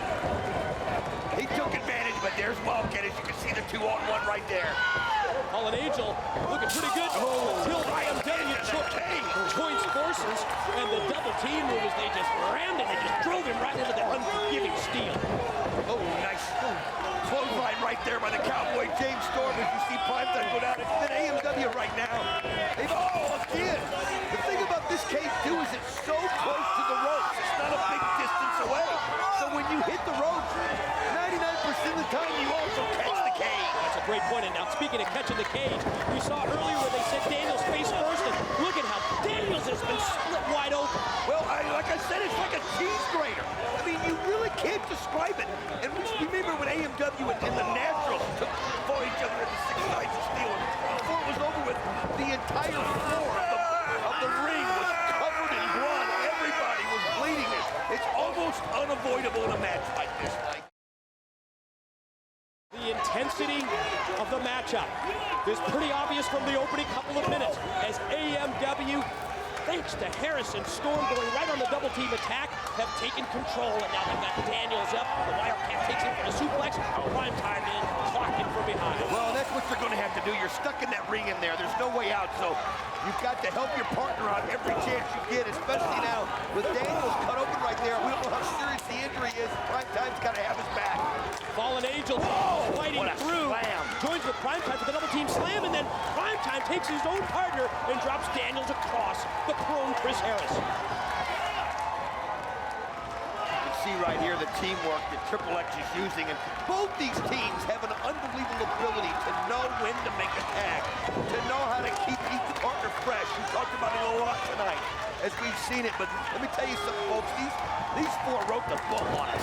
Love that overhead sky cam type shot that we have, Don, that takes us above the steel cage. There you see a look at it, which just really makes you feel like you're right inside the 6 sides of steel with these four. And look how high the cage is over these guys' heads. That's what's so great about that shot. We're not talking some little cage here. We're talking 20 feet tall. I mean, it's unbelievable.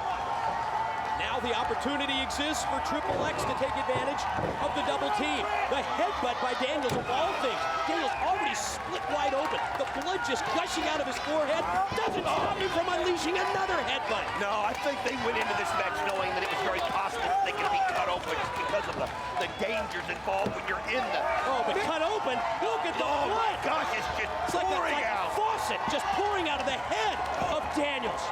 Holy cow. I mean, at some point here, we're going to see where this is going to affect Daniels. Oh, it's going to have to affect him. He's going to get weak. His adrenaline at this point, Don, is enough where he's fighting through it, but he will be weakened. I mean, the blood's just pouring out of his head.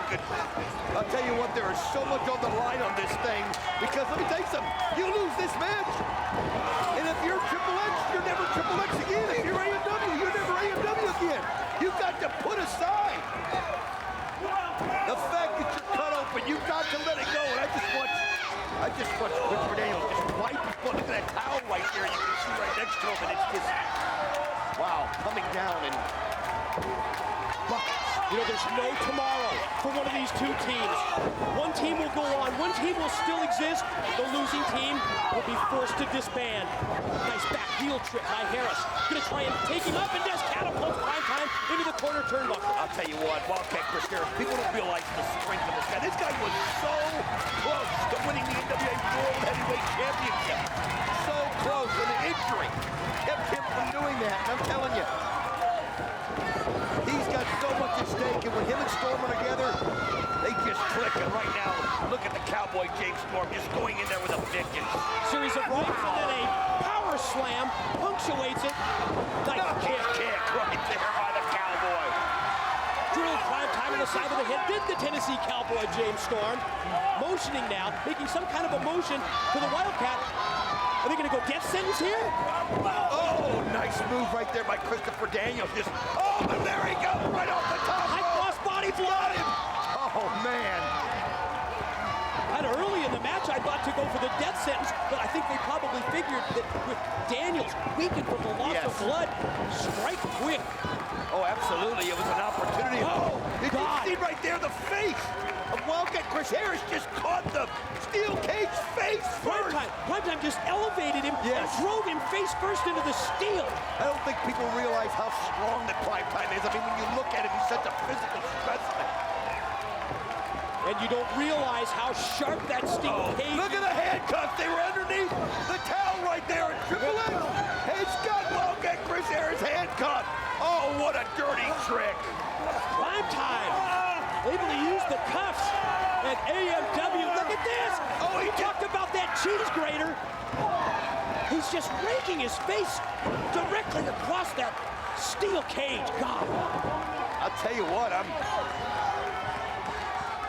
gonna look and see. I think Wildcat Chris Harris might be busted open right now as we see Christopher Daniels and Prime Time doing the 2-on-1.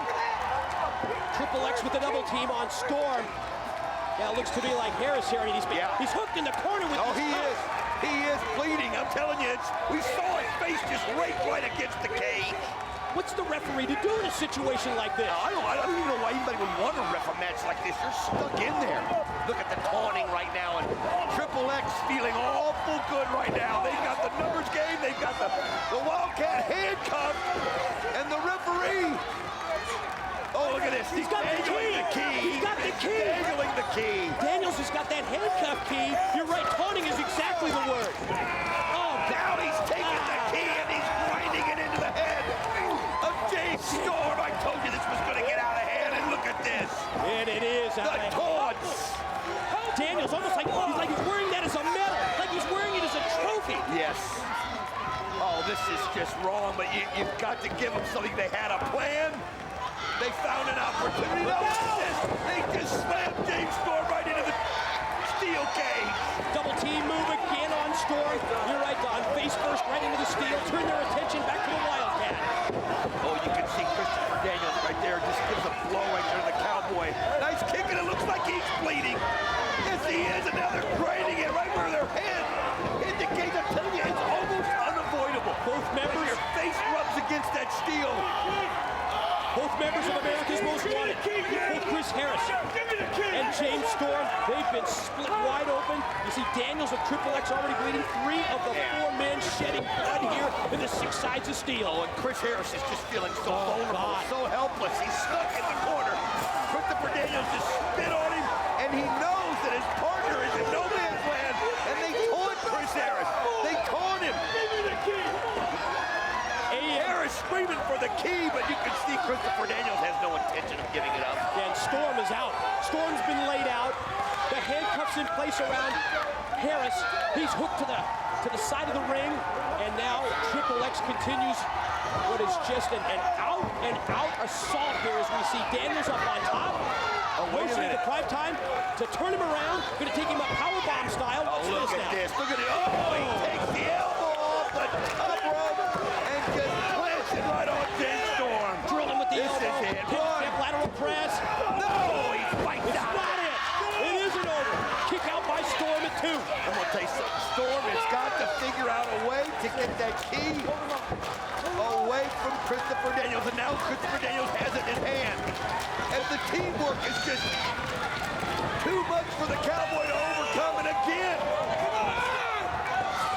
Christopher Daniels goes to the top rope, and this time he uses the key, but he actually hit his partner, and then a spear. Clothesline took down Prime Time. There's the spear, and look at that. The key is right there. The key's laying right there on the canvas. You can see Wildcat Chris Harris screaming at his partner. They throw him the key to get the key to him. James Storm, he's got the key. Just slide it over to Harris. Oh, but if you think of the beating the Storm's taking, he's discombobulated. He wants to make sure that he doesn't throw it out of the reach of Wildcat. He's got it. Harris has got the key, and now Harris can uncuff himself. Well, this is what AMW needs. Absolutely a little turnaround here. That incredibly helpless feeling that Chris Harris had while he was cuffed to the corner, just watching his partner, James Storm, be beaten half to death by Triple X. Oh, he's unhooked. And now you know it. And he is mad. Wow, another right clothesline right there. Boy, look at his power. Oh, my gosh. Christopher Daniels just was pummeled into the mat. Left arm lariat for Prime Time, spine buster for Daniels. And now Storm back up to his feet as well. And here comes the AMW comeback. Oh, you can see it right there. They're just so fired up. They're so frustrated. They know. As you see, look at Wildcat. Just blow after blow after blow. How many of those shots can you take to the head? Especially when you think about the blood that he's lost. And oh, man, did you see the Cowboy James Storm just threw Prime Time backwards into the steel cage. Elevated it. Took him up into the air. Just flung him into the steel. There's the high vertical by Harris. Oh, look at the strength that he can do. Just holds him up in the air. And again, he holds him up in the air. And he just runs him back to the other side of the cage. And then plants him. Powers him down off the suplex. And when we say that the blood is rushing to the head of Daniels, it's rushing down his head, pin and tip, far leg hook. Again, a miracle. Look at the floor. Look at the ring. You can see blood everywhere. Oh, Prime Time just couldn't hit it. But he does grab it right there, and he slams Cowboy James Storm down to the mat. Belly to belly as we see that. That's Harris. That's Harris. You can't see. You can't identify him because his face is completely covered in a crimson mask. You got that right, and now you see the teamwork right there at Triple X. Wow. Complex, here's the pin. Cover two. Oh, he gets up in time. Now we see AMW. Storm gonna try and come back on prime time. Spinning neck breaker, he caught him with it. You see Storm right there again. He sends Daniels back into the cage. This guy's face is gonna look like a pizza. Pizza when it's all over with, man. Yeah, like raw hamburger is what it's gonna look like. Now prime time in trouble. Look at the AMW double team. Oh man, he just slammed his head back. Left arm lariat. Here's the pin. No, he fights out of it. Again, keep in mind here, the losing team will be forced to disband forever. The winners stay together.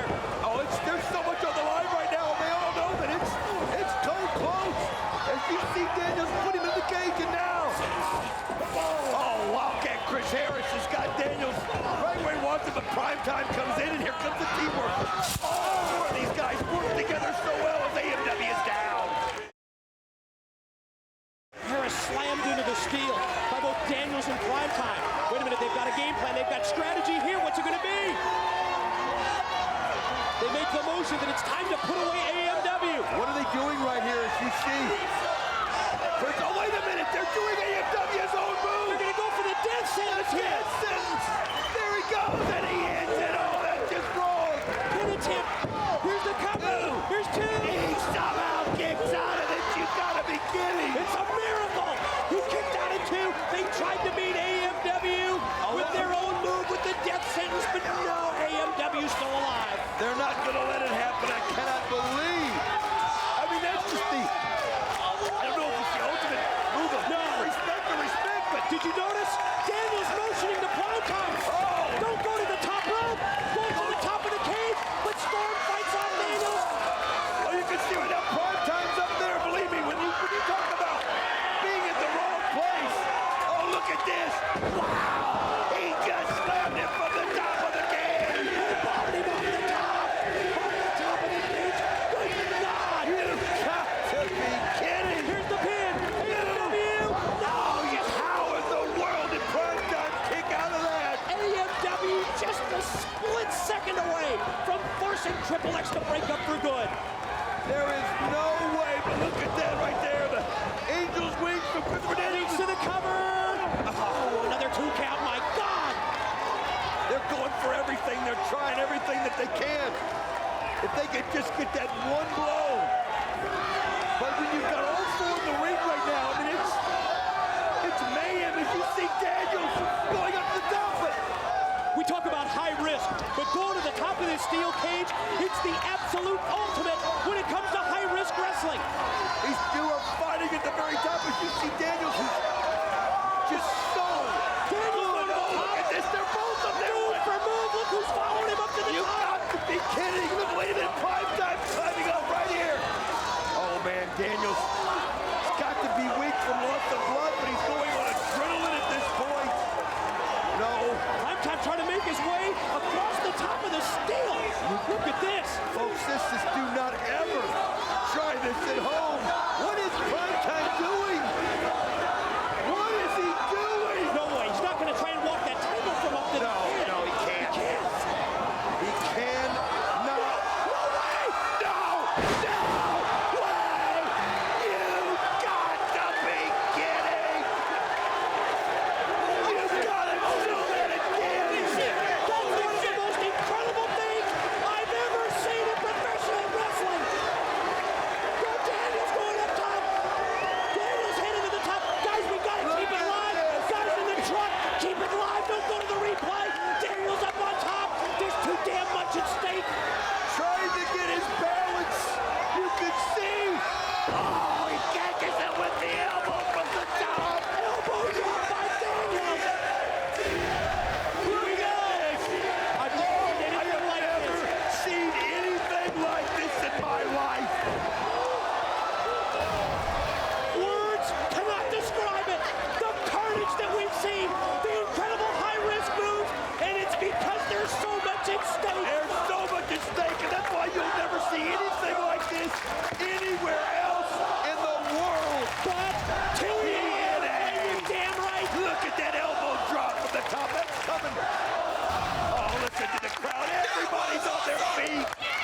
appreciation is so obvious. They're fighting again up at the top of the steel.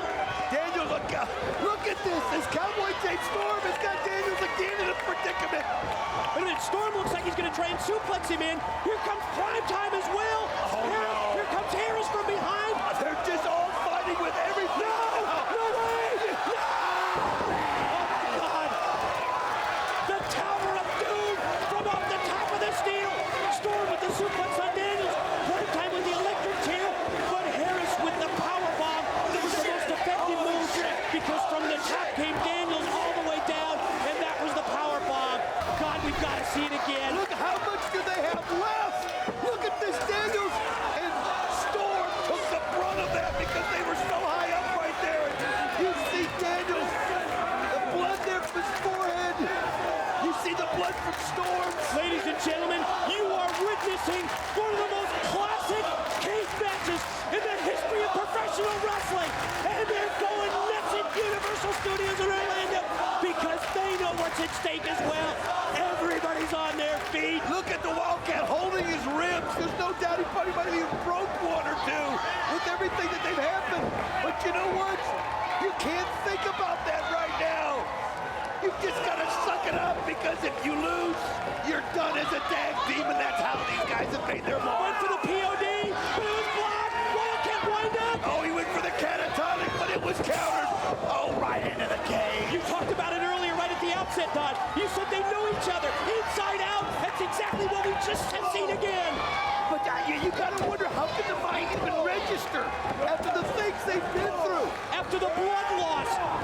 Look at this. Look at that. Bunch by Christopher Daniels. He's just letting Storm have it.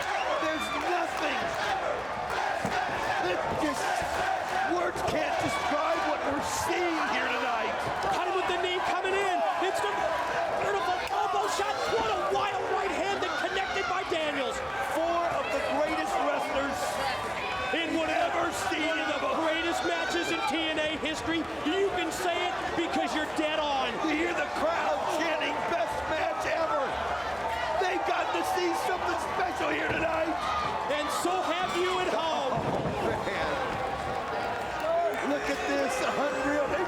Wait a minute, did you see that? The Wildcat. It was a desperation move, but I'm not sure that it paid off that time. Oh, I don't think it did either, but he was able to grab a hold of Daniels, but he slipped on the back of Prime Time and his face caught the steel cage. This is unreal. Whoa! Wait a minute, what's Harris doing? Did he got him locked? Oh, he's handcuffed and turnabout's fair play. And that's exactly what we've seen. The turnabout. As Daniels has been hooked with the cuffs. Prime Time now is in a handicap match, so to speak. AMW, 2-1 earlier. Super kick. Nailed him. Look at this. Are they going to do this? As you see Christopher Daniels. They're ready to go for the death sentence. What? Wait a minute. He's making the Triple X side. Now earlier we saw Triple X try to beat AMW with their own move. They're going to go for the Powerplex. They got the Powerplex. Oh, they got it. 1, 2, 3. Unbelievable.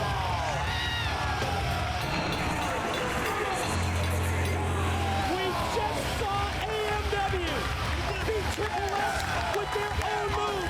The combination powerbomb suplex, the Powerplex. Think about it, Don. AMW's together. They're a team. But Triple X, they must disband. They're done. Mike, today I'm exhausted. But think about what these guys must feel. Let's see if we can get the ending again. This is not just the end of the match. This is the end of Triple X. Prime Time is absolutely pinned right there. Christopher Daniels handcuffed. And he's just screaming, calling him names. But he got what he deserved. And what's Triple X going to do? What does the future hold for the fallen angel, Christopher Daniels, and Prime Time? Ladies and gentlemen, you have been a part of one of the most memorable nights in professional wrestling history. Ladies and gentlemen, you have witnessed one of the most physical, one of the most brutal, and yes, one of the most violent matches in the history of our business. I've been so proud to for over 2.5 years, but damn it, I've never been prouder than I am right now. When you think of everything that we saw, the effort from Diamond Dallas Page and Raven, Petey, Williams, and Sabin, the six-man tag, and now the six sides of steel and everything. The X Division is unreal. We'll see you this Friday on Impact, and don't miss it. It's Final Resolution. It's January 16th on pay-per-view.